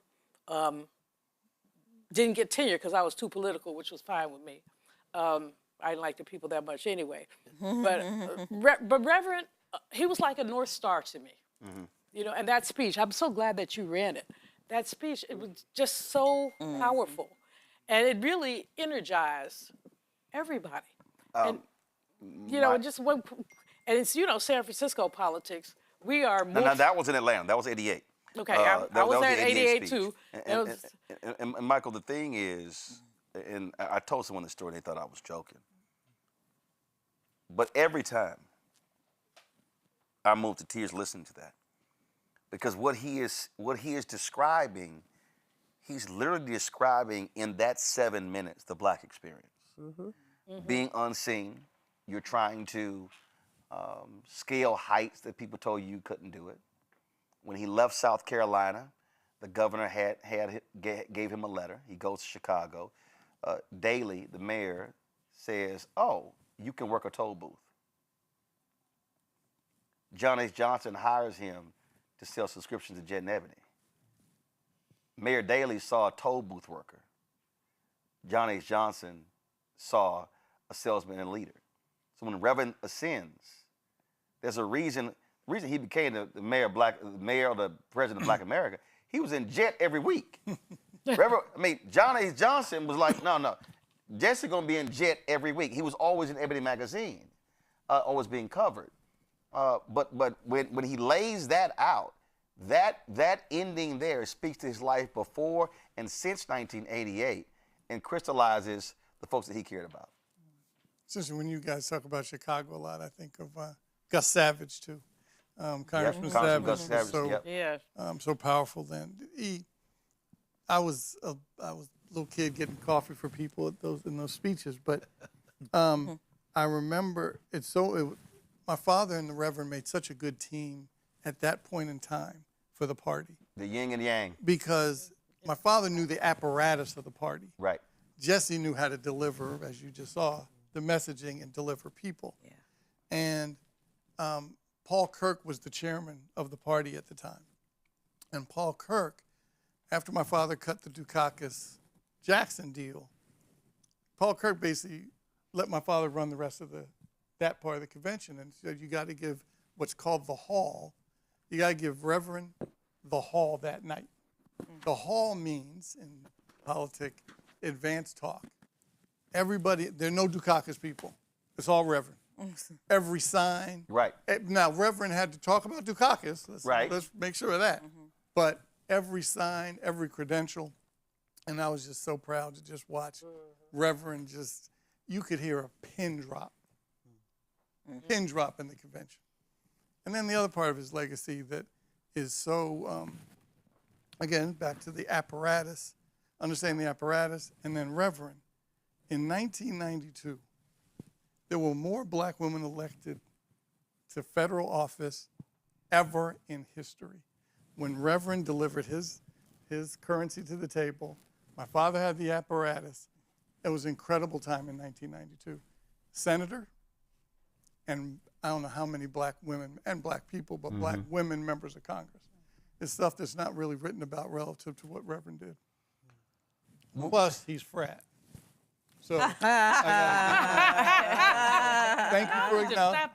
you for acknowledging it earlier. What? I did it. We showed the photo. Y'all showed the other photo. Every time I saw Reverend, we would do that. But I always told him Jesus was an alpha. He knew. He knew. He understood that. Don't even try it. And also, thank you for mentioning. You also know who else was an alpha. What's the list? I'm aware of my Uncle Marion. Yeah. Just so you know, Alpha's your daddy. That's one of the photos. Y'all, we showed that one earlier. Here's some other ones y'all can put in there. That's a great picture. In a moment, we're going to talk to Reverend Frederick Douglass Haynes III. But I'm going to throw this out here for the panel. You talked about not being in pain. November, most of us prepared for Reverend the transition in November. The word was privately put out. Listen, come see him. I'm in Bermuda. So I'm talking to Youssef, 13th and 14th, 14th and others. So we're talking. Y'all seeing right there, that's a screenshot, but we're gonna play a video in a second. We're talking, and all of a sudden, he goes, Coke. Now, Youssef's like, Daddy, you can't have no Coke. You need to drink some water. Because he had not been eating. His throat was extremely raw. He goes, Coke. And he said, Coke again. And Youssef, man, just get a man. We were all looking like, dude, just get a man what he want. Come on now, he 84. Come on, what the hell y'all doing? So we're all sitting there, and so it's crosstalk. So imagine this Reverend Jackson holding his hand, and we just talking. We talking about politics, the Target boycott, whatever, stuff, all that sort of stuff. Then all of a sudden, it was as if a spotlight hit his body, and he starts talking. And it's hard to make out, and Youssef is going, Dad, I can't understand what you're saying. And Reverend Meeks goes, hold on. I've seen this before. And Reverend starts sitting there, and he started naming pastors. He said, meeting on Friday. Feed the people. Getting ready for the election. So although here he is, his brain is firing. Parkinson's is keeping him from getting out. But he's literally sitting. The man is in a hospital bed, and the doctors are saying he's dying. He is laying in the bed calling for a meeting 5 days later. So when they put that press release out, when he said the Reverend called for 20,000 pastors around the country, that's literally what was happening. But he wasn't just talking about to feed the people. He was actually talking about the upcoming elections as well. And so what happens is, so I step out, other people come in, I'm like, sit by the Reverend. I go into the family room, we're all in there. And literally we're over there talking about planning the funeral, all different things like that. And then like, hey, Roland, Reverend's calling you. So I go back in. So then we talking again. So I'm come take a seat, spend time, Reverend, go back. He calling you again. This happened like 5 times. Reverend was not interested at that moment in people saying, oh, Reverend, we love you. He wanted to talk about politics and organizing. Yep. He did not want to sit here. He was like, this is not I ain't gone.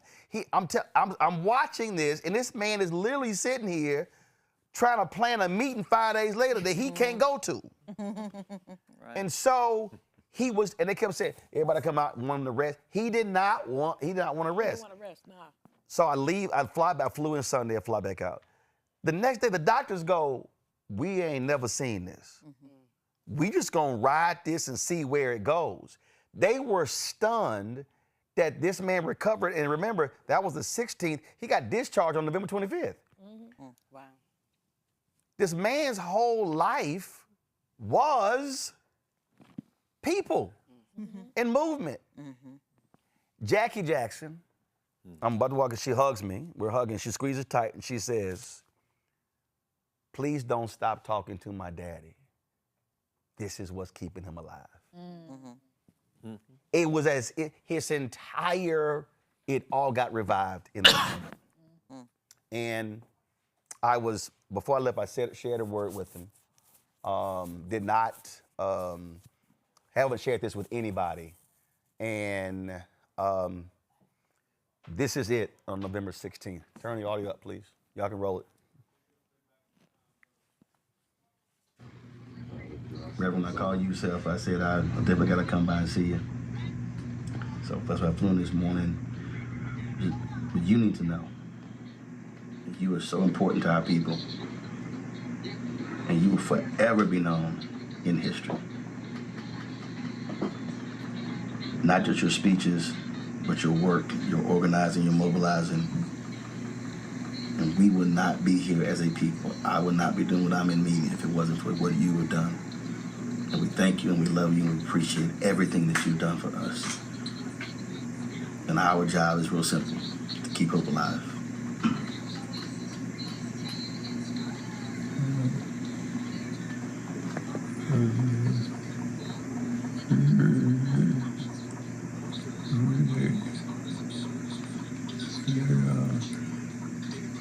Rob called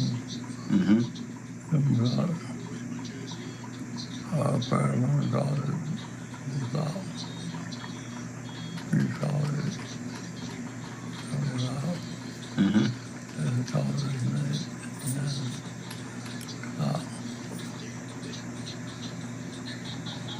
Tragedy to all my people. Indeed. I'm sure we can make it support people to determine, you know, all that. Absolutely. I appreciate it, my brother. You be well.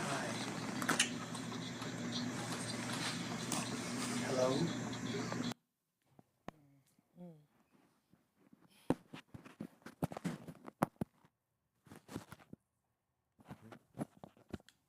Greg? Man, you talk about somebody who has graduated to ancestorhood, who left it all here. I mean, you know, you showed the footage from Georgia, and then the footage from Texas. And I think about, here we are in the second year of COVID, and the students have come back on campus to conditions that were less than ideal. So they take over the student center. They took over the student center. Your husband would have been proud. Because every time the Howard students do something, every time, as long as he was mayor, he wouldn't let the police touch him, anything. That 1989 protest, of course. One of those protesters, of course, now the mayor of Newark, Ras Baraka, who always talks about the fact that Marion Barry would not let them come in there and do anything to us. So they're in there for a day, a week, 2 weeks, 3 weeks. Tents have come up in front of the student center, and chapel is outside. Some of y'all, you know, attend chapel, so they put the chapel under a tent outside between the library, the old library, Carnegie, and Douglas Hall. Jesse Jackson shows up. Jesse goes into the building to sit with the students. What are y'all doing? What's going on? The first time I met Jesse Jackson, in fact, was at Tennessee State. I was student body president. He came to our campus, met with us, had a press conference. Like you said, young people, he was always going to do that. So all these years later, he's in the building with these young people. He leaves the building, goes to the administration building to find Wayne Frederick, negotiating. I want these kids to get put out of school. I want no problems. This is what. And then somewhere between the president's office and the administration building and the student center, he falls. I don't know if y'all remember that. Wow. Jesse Jackson bumps his head. They take him to Howard Hospital. Now this thing got to end. Why? Because y'all about to kill Jesse Jackson. This man, he's lost his balance. Because, at this point, he's at the stage now where the next stage is he's not walking at all. That student takeover and those demands and that satisfaction in no small measure is because Jesse Jackson showed up and said, this got to stop, and y'all gonna protect these kids, and y'all gonna do what's right, to the point of his own physical safety. And Howard Hospital, of course, they took care of him. That's one of those places, as you said, he would check in for a week and recuperate and then go out and burn the candle at both ends. And of course, your husband was legendary. Frank Smith told me he walked out at one Thanksgiving and came over to Frank Smith's house and ate all Thanksgiving dinner and all this stuff.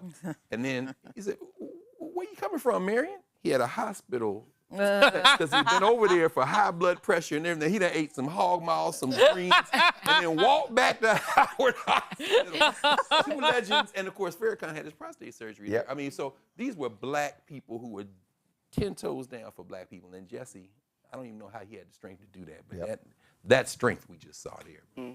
Corey, we know you have to go. I appreciate you joining us. Thank you.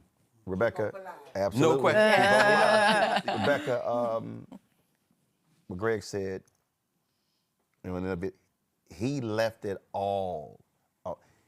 He worked up until his last breath. So I want to tell my story of meeting Reverend Jesse Jackson. So I'm not of the generation of the civil rights movement. In fact, during the '88 convention, I was 7 years old. 7 years old during the '88 convention. But this is the reason why I raise it. I watched that convention gavel to gavel because of Jesse Jackson. Yeah. I remember my parents walking into the living room, looking at me like, what are you doing? I'm watching the convention.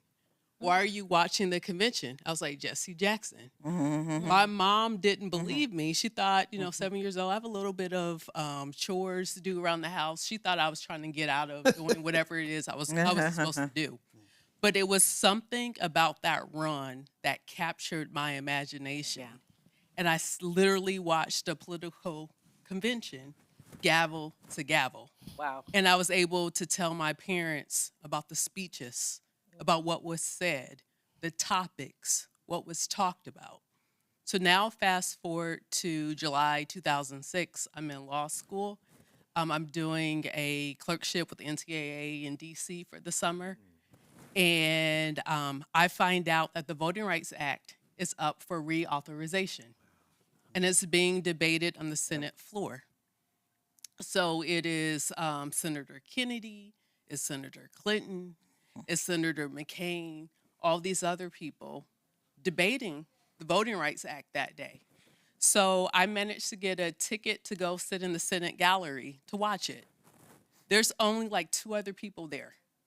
The Capitol Hill intern who had to escort me into the Senate gallery, and then one other person. And I'm just watching the speeches about how important the Voting Rights Act is. Because, every 25 years, it's sunset, because apparently having permanent voting rights in this country is not something that the 1960s Congress decided that was important. So every 25 years. So as I'm sitting there, 2 people walk in. It's Reverend Jackson and it's Judge Mathis. Wow. And they sit a few seats over from me. We're literally the only people in the gallery who thought it was important enough to show up and witness the Voting Rights Act reauthorization. And so once again, I was 7 years old in '88. So now this is 2006. Even though I'm not a part of the civil rights generation, what it taught me was it doesn't matter how old you get, it doesn't matter if the cameras go away. You still have to show up and be a witness to history. And so for me, that was the first time, not the last time I met him, but that was the first time that I met him. And that's the impression of Reverend Jackson that I'll always keep. Tributes have poured in from all around the world. Brittany Noble, the Black Star Network, has some of those. Brittany, what have folks been saying on social media and statements? Folks like President Barack Obama, President Bill Clinton, Secretary Hillary Clinton, and others. Take it away. Well, Roland, I want to start with a family statement. It is with profound sadness that we announce the passing of civil rights leader and founder of the Rainbow Push Coalition, the Honorable Reverend Jesse Louis Jackson Sr. He died peacefully on Tuesday morning, surrounded by his family. His unwavering commitment to justice, equality, and human rights helped shape a global movement for freedom and dignity. A tireless change agent, he elevated the voices of voiceless. From his presidential campaigns in the 1980s to mobilizing millions to register to vote, leaving an indelible mark on history. Reverend Jackson is survived by his wife, Jacqueline, their children, Sunita, Jesse Jr., Jonathan Yusuf, Jacqueline, daughter Ashley Jackson, and grandchildren. He was preceded in death by his mother, Helen Burns Jackson, father Noah Lewis Robinson, and stepfather Charles Henry Jackson. Our father was a servant leader not only to our family, but to the oppressed, the voiceless, and the overlooked around the world. The Jackson family said, we shared him with the world, and in return, the world became part of our extended family. His unwavering belief in justice, equality, and love uplifted millions, and we ask you to honor his memory by continuing the fight for the values he lived by. His school, North Carolina A&T University, sent this out on X. North Carolina A&T State University students, faculty, staff, and more than 70,000 alumni deeply mourn the passing of Reverend Jesse Jackson, a 1964 classmate, alumnus, global civil rights icon, and friend. His was a life truly well lived. Our hearts and thoughts and prayers go out to the Jackson family. Former President Barack Obama sent this out on X. Michelle and I are deeply saddened to hear about the passing of a true giant, the Reverend Jesse Jackson. We will always be grateful for Jesse's lifetime of service and the friendship our families share. We stood on his shoulders. We send our deepest condolences to the Jackson family and everyone in Chicago and beyond who knew and loved him. Bernice King said this, Reverend Jesse Jackson Sr. devoted his life to lifting people in poverty, the marginalized, and those pushed to society's edges. Through Operation Push, he pushed barriers and opened doors so Black people and other excluded communities could step into opportunity and dignity. With the Rainbow Coalition, he cast a bold vision of an inclusive society, uniting people across race, class, and faith to build power together and expand the table of economic opportunity. He was a gifted negotiator and a courageous bridge builder, serving humanity by bringing calm into tense rooms and creating pathways where none existed. My family shares a long and meaningful history with him, rooted in a shared commitment to justice and love. As we grieve, we give thanks for a life that pushed hope into weary places. May we honor his legacy by widening opportunity, uplifting the vulnerable, and building the beloved community. I send my love and prayers to the Jackson family. Al Sharpton reacted on X this morning as well. He said, my mentor, Reverend Jesse Jackson, has passed. I just prayed with his family by phone. He was a consequential and transformative leader who changed this nation and the world. He shaped public policy and changed laws. He kept the dream alive and taught young children from broken homes like me that we don't have broken spirits. Mayor Brandon Johnson in Chicago sent this out on X. I am devastated to lose my mentor and friend, Reverend Jesse Jackson Sr. My heart prayers are with his devoted family, his wife, Jacqueline, their children, Sunita, Jesse Jr., Jonathan, Yusuf, and Jackie, daughter Ashley Jackson, and their dear grandchildren.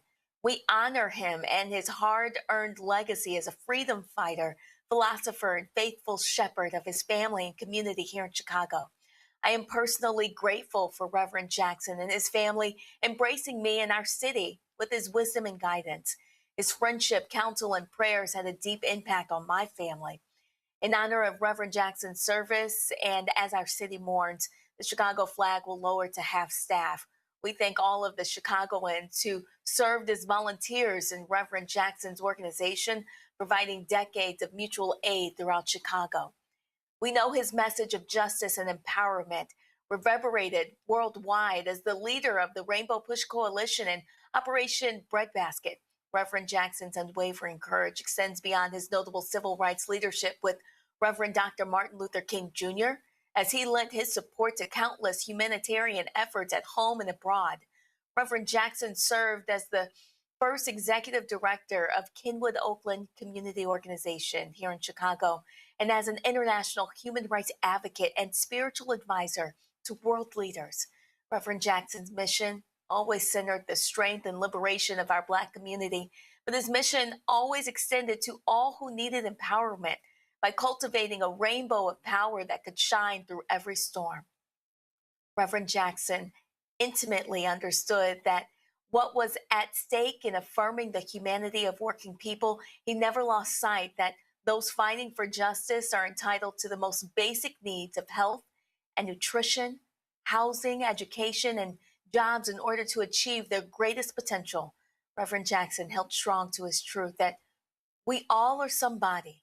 He preached that the flame of hope exists in all of us, and it is our power and responsibility to unify that flame amongst our neighbors to improve our present conditions and secure a future where we can all thrive. As we lift up his life and wrap our arms around his family and all those who loved him, I ask you to anchor your hope in action to honor Reverend Jackson's enduring contributions. He believed in you and found hope in humanity.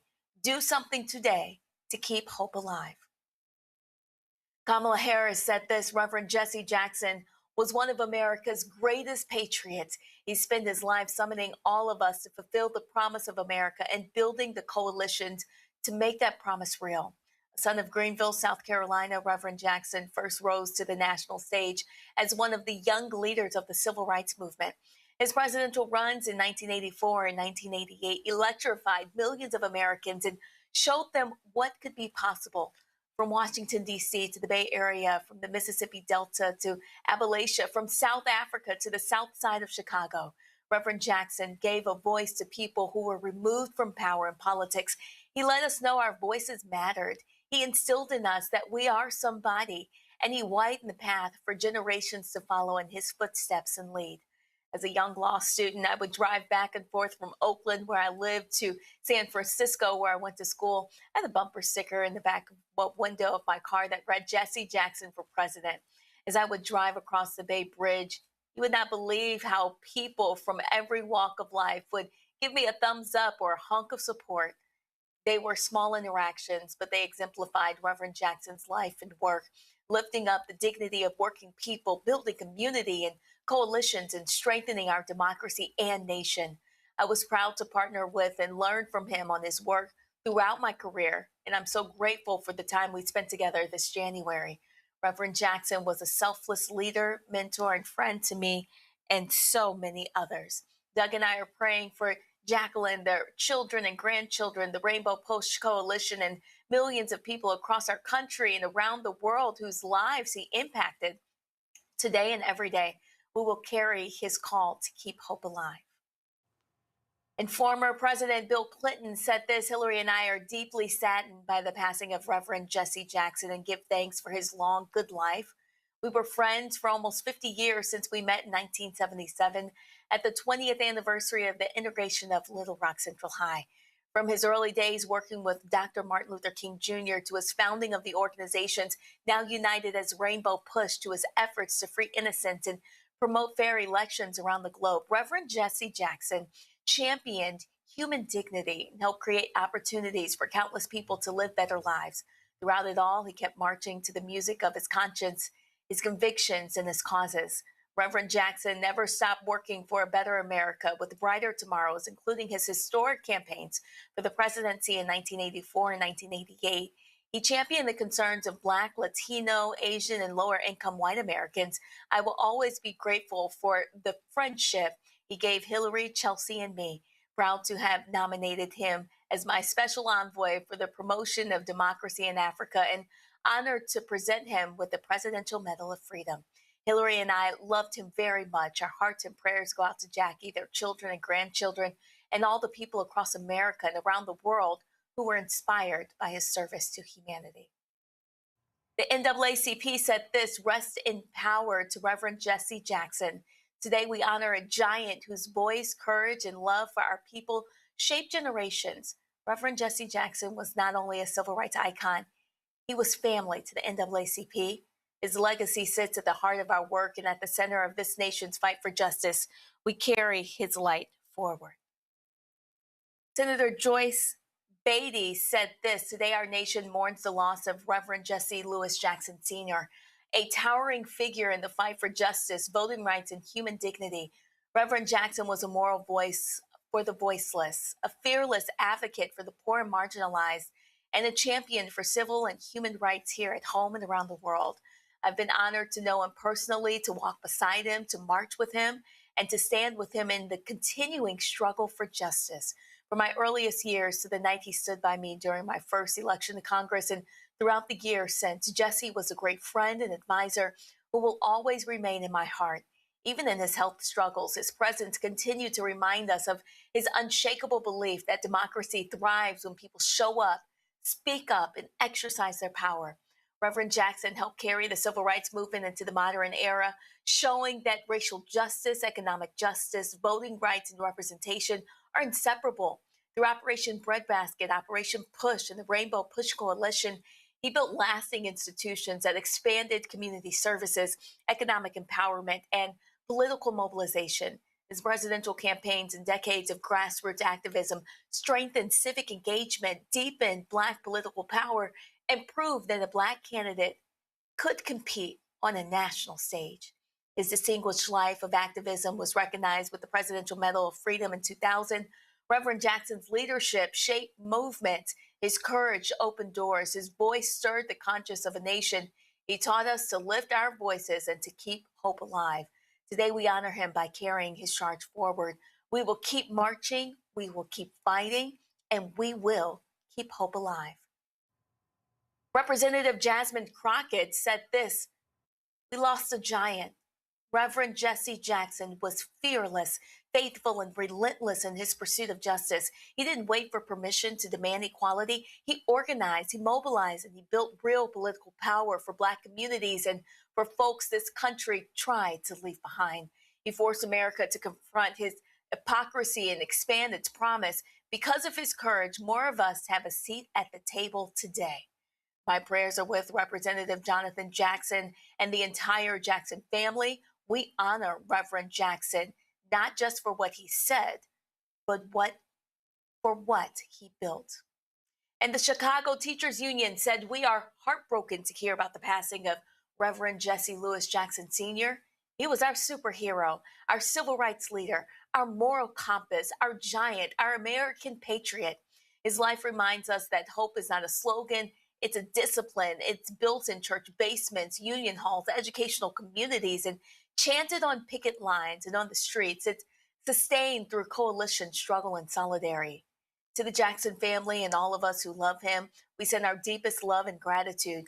To the people of Chicago and beyond, we say what he taught us to say: keep hope alive. Roland, that's just some of the reaction pouring in about Jesse Jackson Sr. Oh, indeed, indeed. Brittany, we surely appreciate it. Folks, I shared some photos. If y'all have that, let me know. I often would see Reverend at NBA All-Star Weekend this weekend. It took place in Los Angeles. Obviously, he wasn't there. Son Yusef was there. And I remember at one of the events introducing him to Larry Bird and others. And NFL released a statement, NBA did as well. Here's what I found to be very interesting, Randy, and I'm going to go Lauren as well. It was crazy. Reverend Jesse could roll up to an event. He ain't had no tickets. He ain't had no credentials. And he gonna end up on the floor somewhere. I remember that was a boxing match. That was a boxing match in Chicago. Mm-hmm. It's a heavyweight boxing match. And the brother wins. Reverend is in the ring. Reverend, Reverend escorts the brother to the dressing room, and after the fight, they got to immediately take a drug test, and so no one else. So they like Reverend is with the boxer, and all of a sudden they stop Reverend, they close the door, And they for the drug test, Reverend was like, okay, he got to take a drug test. We like, Reverend, we all know. But it was hilarious. And so people don't, he was always around sports. He was always around sports figures. And same thing, was revered by those athletes as well. They all paid their respects. Karen Russell posted something on her Twitter. She said he was a fixture in the Russell household. Her father was Bill Russell. Right. Well, I think what people always said about him is that he was audacious. And he said after that first time he went to jail for that 15 minutes for the library, you know, he was mad, you know, locked up because protesting he couldn't get a library book. He said he was never scared after then. And he always felt that he belonged. So when he told us all the message that you are somebody and I am somebody, he really believed it to his soul. And he would walk in and meet with CEOs of corporations or any sports star as if he belonged there. He felt he belonged on that in that ring. And it should educate all of us because everyone accepted him because he felt like he belonged. So he was never rejected. And Lauren, we talk about the Rooney Rule. I mean, he was fighting in corporate America. He was fighting for black folks off the field and management in sports. And again, he brought the same force of nature to sports as he did to politics, as he did to Hollywood, as he did to every area. Right, and the question is, who is that now? Who is that person now? Is it, we know when There's this no one happened. person. I mean, There's no one person. It is no disrespect to anybody. That's right. I have long said that there is nobody, there is nobody alive who can replace Reverend Jackson. The stature that he brought to the table, the relationship that he brought to the table, the history that he brought to the table, there's nobody. Well, is there a group is the question. I mean, we don't really have anyone now that talks on this level of, I don't give a F what you say, I'm doing this, I'm saying this, I'm standing on this, and I'm not afraid of anything. And of course, everybody can understand the period that we live in, not to say that we haven't had other violent periods, but right now it's like we have a situation where, you know, we had 2 legislators get assassinated, and nobody even, that was in and out of the news. In Minnesota. In Minnesota, just like that. Like it didn't even get 2 days worth of coverage, right? President doesn't mention it, of course. And of course, you can understand why our leaders would be reticent to be speaking truth to power. But it is amazing the level of corporate control that we see in our politics, that he completely ignored and blew through. And in fact, he was the person, Jesse Sr. was the person challenging that corporate control. Who is that right now? What is that right now? What group, what black leadership group is doing that now in a clear-throated way, None. like he was doing, right? I have no problem saying none. Whether it's right, whether it's a person or a group. And he did that, not only did he do it, but it's like totally unapologetic. Like I said before, the fact that he was talking about poverty is a huge deal. Nobody talks about it. The Democrats don't talk about poverty, the Republicans don't talk about poverty. He talked about poverty all the time. Right. And on top of that, like I said, getting back to the corporate piece, our groups now are controlled by these corporations, by the money of these corporations. They stay quiet because of these corporations, and he had none of that. And you've got to go all the way back to King and Malcolm X to find that again.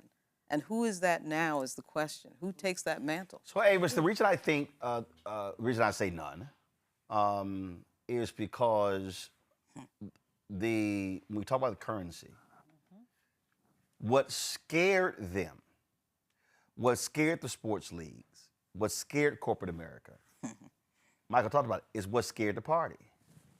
He could bring the army with him. Exactly. And so the problem today, and I was literally having this conversation with a couple of people at the All-Star weekend in LA, is that too many of our groups are insular. The black community writ large ain't got a clue what they doing. They aren't seen. They aren't communicating with them.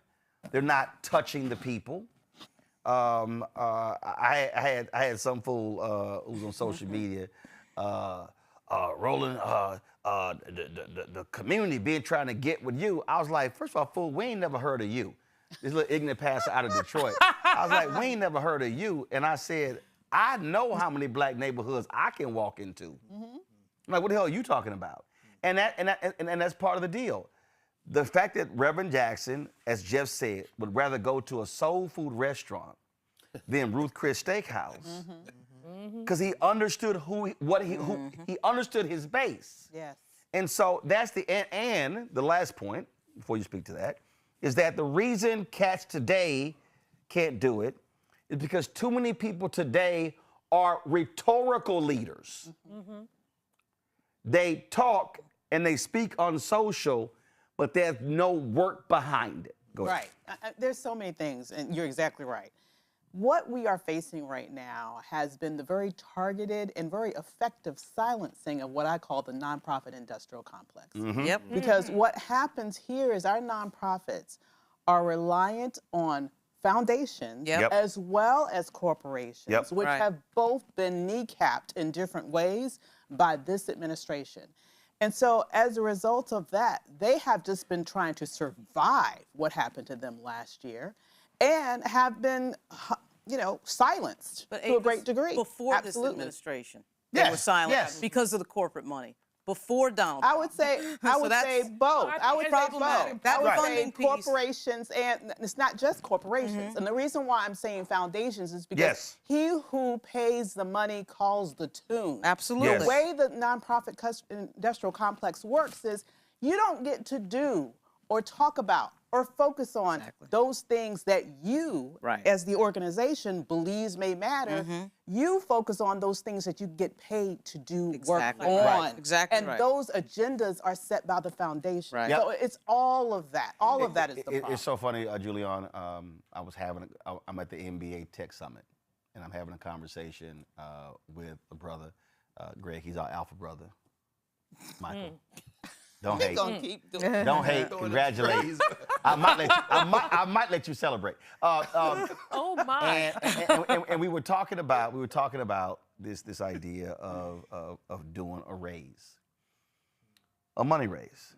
And I've had so many people approach me and say, "Man, you need to do a raise. I mean, you need to build scale." And my response always is, "Well, first of all, going out and raising money is easy."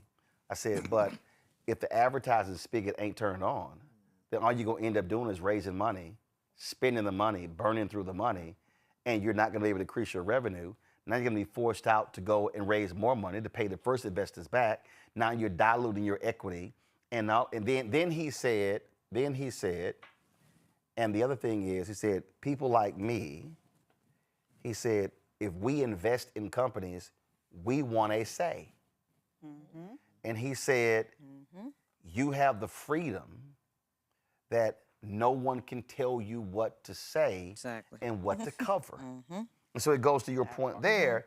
You cannot have so many tentacles in you. So it prevents you from saying what needs to be said, which I go back to what my criticism of so many people was. Too many black folks did not give back and invest. So if you were a company and Reverend Jackson helped you get a $10 million contract, you should have given 5% back to Rainbow Push. Right. No question. Absolutely. I mean, So, because our freedom fighters have to have the freedom to fight and not be handcuffed because, say, a corporation has bought a table or is funding the scholarships. And now they can't say what we need them to say and do what we need them to do. Well, 3 quick points. First of all, you're absolutely right about Rainbow. Reverend, we have, I forget the name of it, but it's like a bureau. It's which basically businesses come on the Saturdays. He tries to hook people up. With the, and that literally goes all the way back to Operation Breadbasket. That's literally what they did. And I could tell you, probably 1 out of 10 ever gives back. Wow. They show up. They smooze. They Saturday morning, they come to breakfast. He calls people out, and they don't give back. So that's number 1. Number 2, we cannot, while this administration has been crippling, I think we do ourselves a disservice if we put too much emphasis on this administration. I do not curse on your program much, so I will not use the name of the President of the United States because I would consider that cursing. You mean the twice impeached, criminal convicted chief? There you go. Who lives in a house that enslaved people built. Got it. But basically, we give that thing too much credit. This has been drifting for quite some time with foundations, as you say, Yeah. telling people what they, as opposed to giving you unrestricted funds, which gives you most freedom, tells you, well, if you do X, then we'll give you the money. Well, X may not be, I've seen folks like Melanie. I mean, you got running in circles because you want to please the funder. Right. And this was happening before that man. So we cannot, the predatory capitalism and the exploitation of poor people, and thank you, Lauren, for raising that, that was pre that man. I mean, we've been drifting towards this empire. We've been drifting toward for quite some time. We weren't paying attention. We, organizers, activists, have not been paying attention. And in not paying attention, we basically yielded the higher ground to those people. And so, and the third point, that I really need to make in this context when you talk about your conversation about the fundraising piece is we also haven't tapped into our people enough. We haven't incited passion among our people about what needs to happen. Oh, no doubt. I mean, everybody can give. I mean, nobody. I don't know. The median income for Black people is about 2/3 of the median income for white people. So we're not writing $1 million checks. But if 10,000 people give $10, no, the reality is black people, based upon because of proportion, our giving rate is actually higher than of white people. Absolutely. Black people, we give. Now, for the most part, we give to churches, but our giving exceeds white folks. Oh, no, absolutely. But so you're we right. do that, and so you're right. But it's mostly church, and then we give to our alma maters if they're HBCUs. Right. But, although not as much as they should. Right, but the thing, but what you just laid out is, and I was going to bring Mustafa in this here, to exactly that point, this shows an example. Again, I'm in LA. I can't tell you how many Black people in finance for 20 years, CEOs, own businesses, high-powered lawyers, man, keep doing what you're doing. Brother, you doing it. Right. We need your voice. Right. Keenan can give me the latest number. I know it exceeds 36,000, maybe close to 37,000. I can pull the list. Not one of the people Right. this weekend from Thursday to Sunday who was telling me how valuable my voice is, man, keep fighting, keep doing. Not one of those people have given $1 to this show. Wow. But to Julian's point, it's a whole bunch of people who've given $1, 5, 10, 15, 20. I got 4 people who have tithed to this show every month for 7 years. Wow. I know their names because I see they check every month. So to that point, we can't keep saying who's going to fight for us? Well, if we're not prepared to fund the fight. The question becomes, do we want to be free? And freedom ain't free. Right, freedom costs.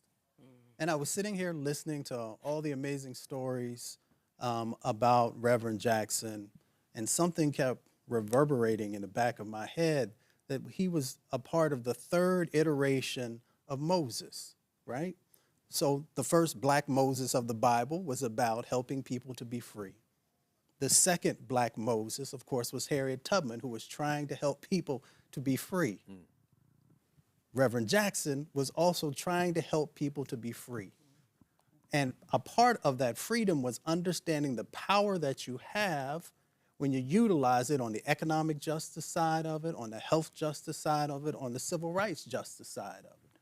So when we talk about some of the, amazing things that he shared with folks, am I somebody or I am somebody, that is all tied to, if you truly understand that you are somebody, then there are certain sets of expectations that come along with that. And that's why us making sure that it's not just the civil rights, but it is also the economic justice aspect, and holding our own accountable.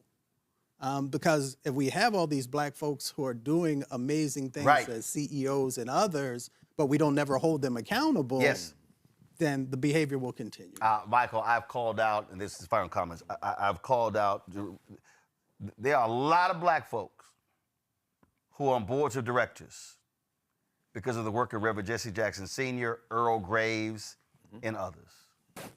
And I've always said that if you are a black person on a corporate board and that corporation looks the same 5, 10 years later after you join, then you fail black people.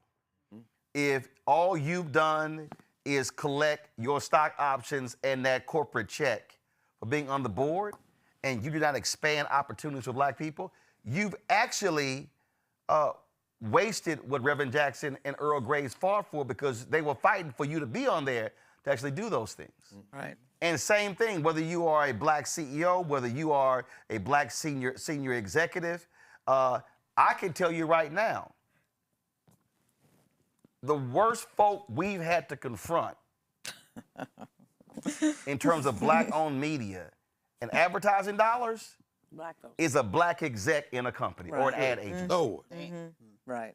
No question. I'm talking, and so this is where, to Mustafa's point, and they get mad at me because they like, damn dog, why you calling people out? Because we can't continue to let folk profit in silence. And the rest of the community starves. Your final comment on this tribute show to Reverend Jackson. I'm glad that, I think it was, I forgot who left before Ms. Barry. She mentioned to the family. Very caring, wonderful family. Jesse Jr. and I, when we were, getting coffee and making copies for folks, good friend, good dude, reached out to Jonathan today. My sister talked to Santita. So it's a family that obviously should be uplifted and prayed for. But their dad is amazing person. He would say, he called me Brownie. He'd say, look, Brownie, I need some chicken. I need some chicken. And his favorite for you DC people, Church's was his favorite chicken. Yeah. Wow. I don't know what it was in Chicago. I can't speak to New York. Can't speak to Chicago's anybody. probably Harold's Chicken. Maybe Harold's. They probably went to Houston. It was French's. Oh yeah, it was definitely French's. Anyway, here was Church's. And the soul food place is a place called Georgine's, the Player Lounge in Southeast. Nice. That was the soul food place when you get the full dinner. Anyway. Players, that's It's still there. So I'm standing around waiting for him to, give me a 20 or something. And I'm still standing around waiting for the 20. And I'm still standing around waiting for the 20. And I said, all right, Rev, I'll be back in however long it was going to take us to get there. Still, I'm thinking that now that I'm leaving, so no 20 came. So I have that, I was working for him. I was working for the campaign, so I had that big brick phone. I don't know if it was in the bag. Remember the big brick phone? Yeah, Right. yeah. So I had the big brick. I called my dad. I said, Dad, I'm going to get some chicken for Rev. He said, go get him some chicken. I said, I'm going, but what do you want me? He said, no, you can't worry about that. I'll deal with that later. Go get the guy some chicken. Give him some chicken. Bring it back. I said, okay, Rev. So I'm still thinking now. $20. Right. I'm delivering the currency. You singing Johnny Taylor, my last $2. Yeah. Man, he didn't want to. Reverend didn't want to hear it, but what a. You funny. If he could walk into a boxing match with no ticket and go into the ring, what made you think you were going to get some money You're from right him? about that. That's a good point. And the first time I met, what title did you give the guy that lives in the house that slaves built? What do you call him now? The twice impeached, criminally convicted commander-in-chief. First time I met him was at the Mike Tyson fight. Right. Mike Tyson, Michael Spinks. Yep. Did I say it right? Yeah, I got it. Okay. Yep. 91-second fight? Yes. So my dad and Rev. Your ear got bit? No, that was in the Holyfield. No, this is when he put Michael Spinks. No. This one didn't last that long. He put Michael Spinks. He didn't have time to bite him. Sure did. He put him. Right. So Jesse Jr., my father and Rev went to the fight, and that's when I met Mr. Trump in the buffet line. And Reverend and I, so I'm getting some chicken wings. Reverend said, man, put those back. I said, Rev, just give him a little plate. You pleading. Because he wanted the wings that I wanted. So I put mine back. And he takes the little clamp thing and that's my man. That's hilarious. Julian, your craziest Reverend Jackson story. Well, I first met Reverend Jackson in 1973 when I was an intern at Essence. And Lynn Taylor, who used to be with Rainbow, went to be PR director at Essence. So she takes me to a Push Expo, my first one. I wasn't 20 yet. And she takes me, we go to this place, I don't know if it's still around, called the Soul Queen of the Sea. It was in Chicago. And they had these wonderful buffets. So we said, Lynn says, come join us. So, and you know, Reverend liked to eat. So we sat down at the buffet and we're eating. And we sat there so long, they changed the food. I mean, they changed the food from lunch to dinner. Right. And Lynn kept saying, Reverend, you have a meeting. He said, no, I'm not finished eating. Then he said, I don't know what else they gonna put out. Because they were putting out different kinds of food. And, you know, and then he said, I'm not eating more unless you guys eat more. And I told Lynn, I said, I can't eat anymore. She said, you have to. She said, because we want to keep Reverend hanging out as long as we can. And then he said, he looked at me and he said, you're too little. You need to eat more. I'm like, Reverend, I am of average size. And I do not need to be any bigger. I have a fat phobia thing because I have larger siblings. I do not ever want to be that large. So I'm like, no, I'm not eating anymore. And he just talked about me like a dog until I finally, he went and got me some mac and cheese and put it in front of me and said, eat it. And so I'm like, okay.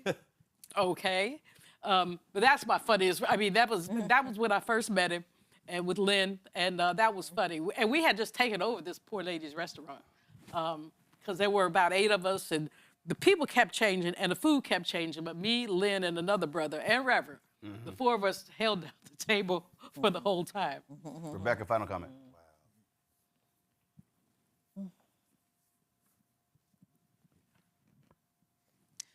So I think this show is important, but I also think it's going to be very important in how we tell the story of Reverend Jackson, because we can't allow the history books to tell the story.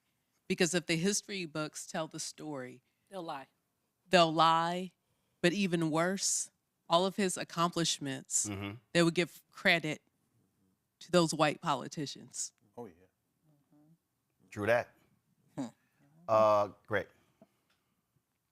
It's important to the Black Star Network, what we always say, independence.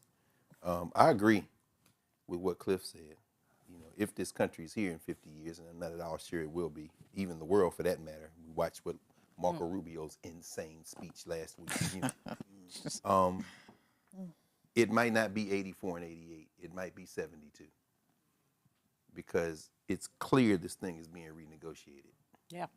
And Jackson's instincts, his missteps, his triumphs, speak not just to a singularly unique human being, but to the institutions that produced him.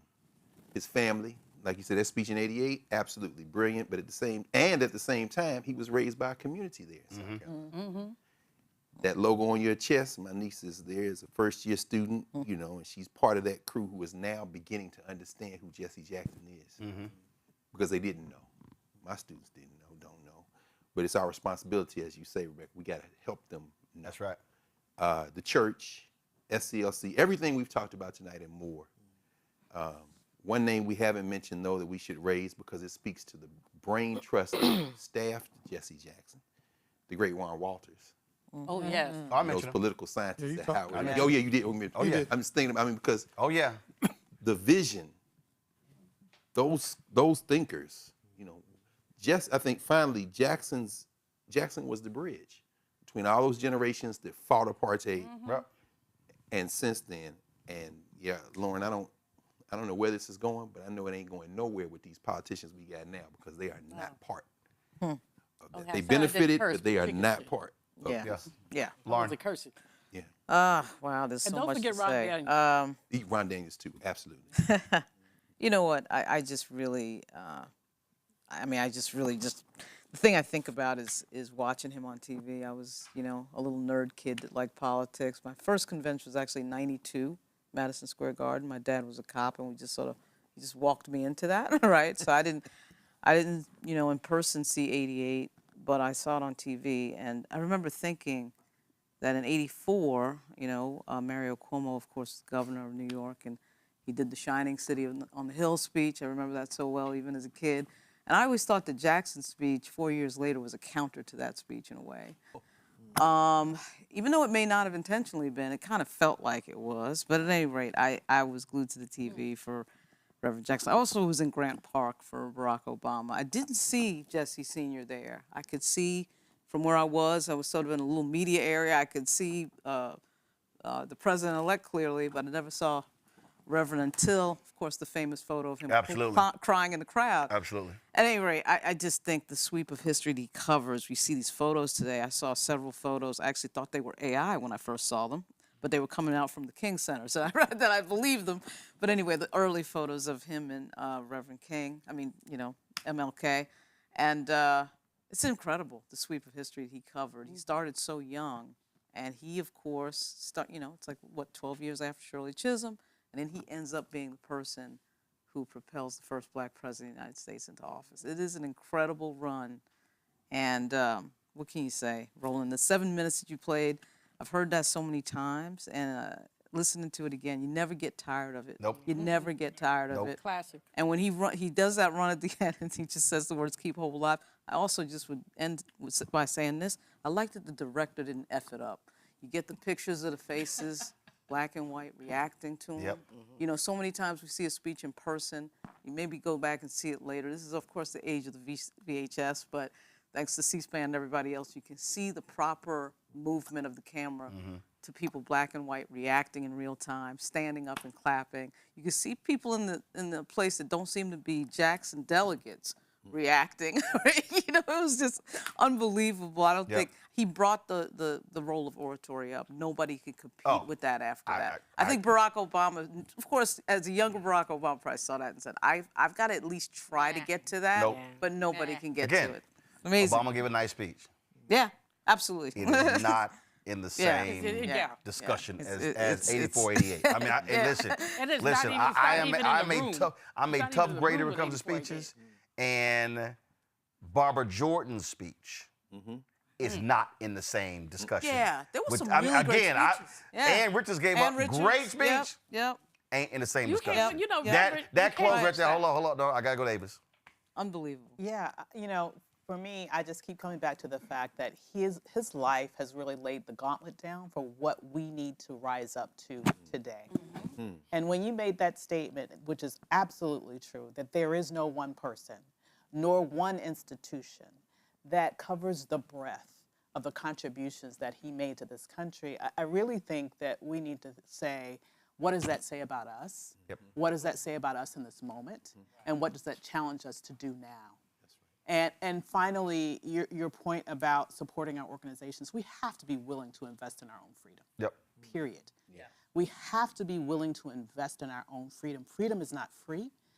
And especially in this moment, this actually, whenever there are things that happen that are bad, I also believe that they are also oftentimes a seed to a new beginning, a new revolution, a new perspective that can end up in a very positive direction. And if this creates the need for Black people to not to put everything on the line merely for inclusion, but instead focus on freedom and doing what needs to be done in order to be fully free, everything that is happening today could ultimately be for the better. And we get there when we follow the lead that his life has provided. Randy, your last before I go. When I heard the news today about 5-something in the morning, I really believe in something about divine timing. And of course, it's always sad when we lose someone, especially someone as great as he. But we need his voice so badly right now. And we're going to hear it more now because he transitioned than we would have had he stayed. And I said, isn't that just a gift to him? That all the words that he says, the encouragement that he gave us, the roadmap of what we need to be doing today is now going to be reiterated over and over again at a time that I believe Black Americans and actually Americans need to hear it. And so I said, there's something about the timing of now. I mean, even here in the speeches that we've heard today and the words, that's going to be repeated for these next upcoming weeks, and we need that so much. So those are my thoughts. When Sidney Poitier died, when Cicely Tyson died, their deaths were pretty much a blip on the radar of mainstream America. In the case of Sidney Poitier, he had been out of public view for quite some time. Even when Robert Redford died, really wasn't a lot in terms of coverage that one would expect. Robert Duvall just died.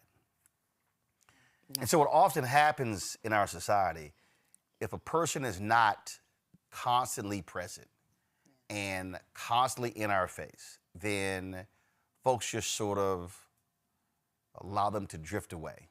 And we don't spend much time talking about them, reflecting. When that man died, Harry Belafonte, we did tributes for 2 weeks. And there were people who hit me and they said, man, that's a lot of tributes.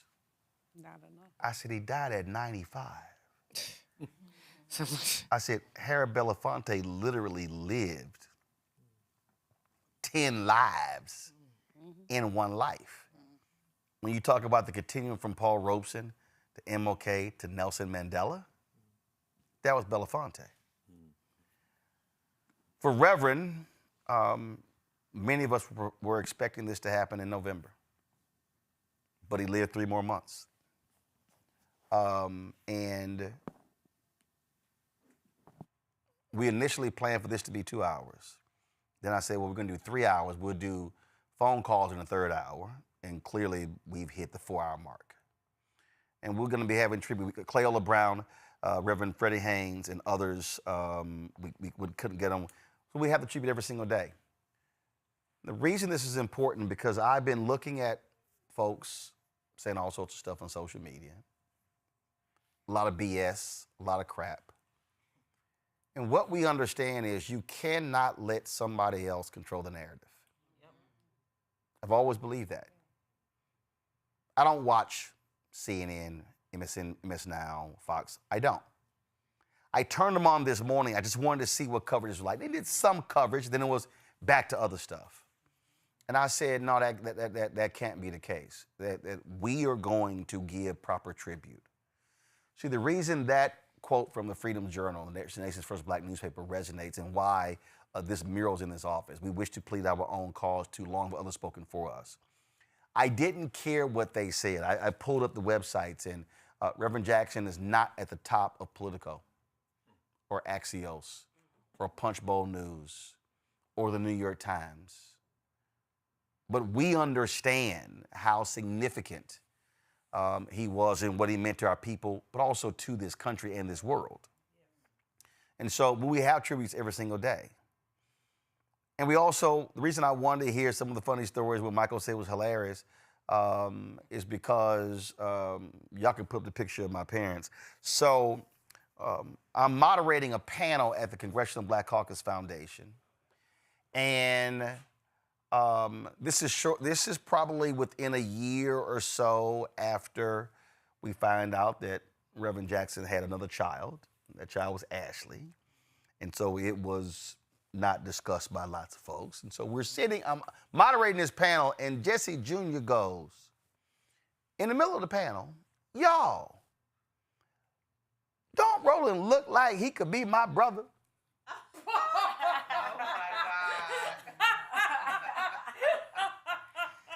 And Reverend Jackson goes, check the birth certificate. Now I'm moderating the panel, and I go, clearly we've gotten over the baby. Yeah. That's my response. And the room cracked up laughing. James Bevel was in the room. It was hilarious, crazy. would So- ask that child if he took his meds that day. I'm trying. So I'm in Chicago.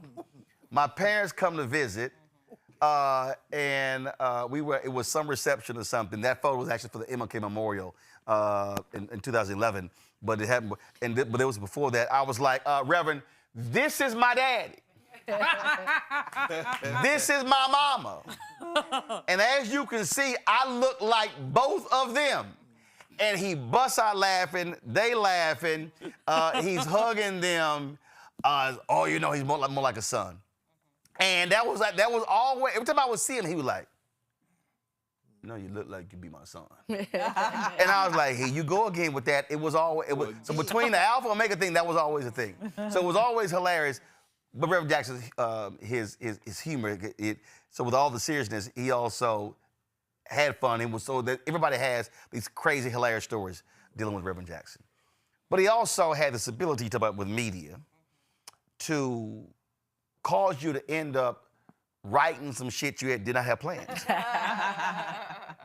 Reverend Jackson would call you and would essentially talk his way into you writing a story about him on a topic. So that happened a lot when I ran the Chicago Defender, and I was like, why is he calling me? And he always knew how to call, but right before a deadline. But then what he would do, though, what was crazy is, and this happened, he would literally be working, Mike, I guarantee you know this here, he would be working out his theories on you and would want your feedback to what he's saying in order to refine it. The next thing you know, you watching his ass on the network television like, that's the same bullshit he called me 2 days ago.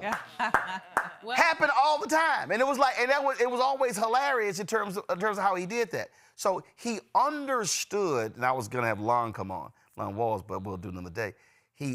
And this is where I dare say more so, and I think really getting this from King, he understood the power of media. And he understood that mass media served a purpose. And he knew how to speak in sound bites. He knew how to articulate a point. He knew I can be short, I can be long. And that also was a part of the power because he combined his eloquence, his knowledge, his expertise with media. And all those things came together and people forgot he had a show on CNN. And so all of that all fused together what made him him. And he was, got elected here in D.C. Yeah, Shadow Senator, absolutely. I wish the local TV people know that. I did an interview earlier. They didn't even mention it. I was kind of like, y'all might want to do some more research here in D.C. But we're going to close with Joy. This was at the 100th anniversary of the commemoration of the Tulsa Race Massacre. We were set up out in front of the historic church there. We were doing interviews. Y'all have the photo. Y'all have the photo.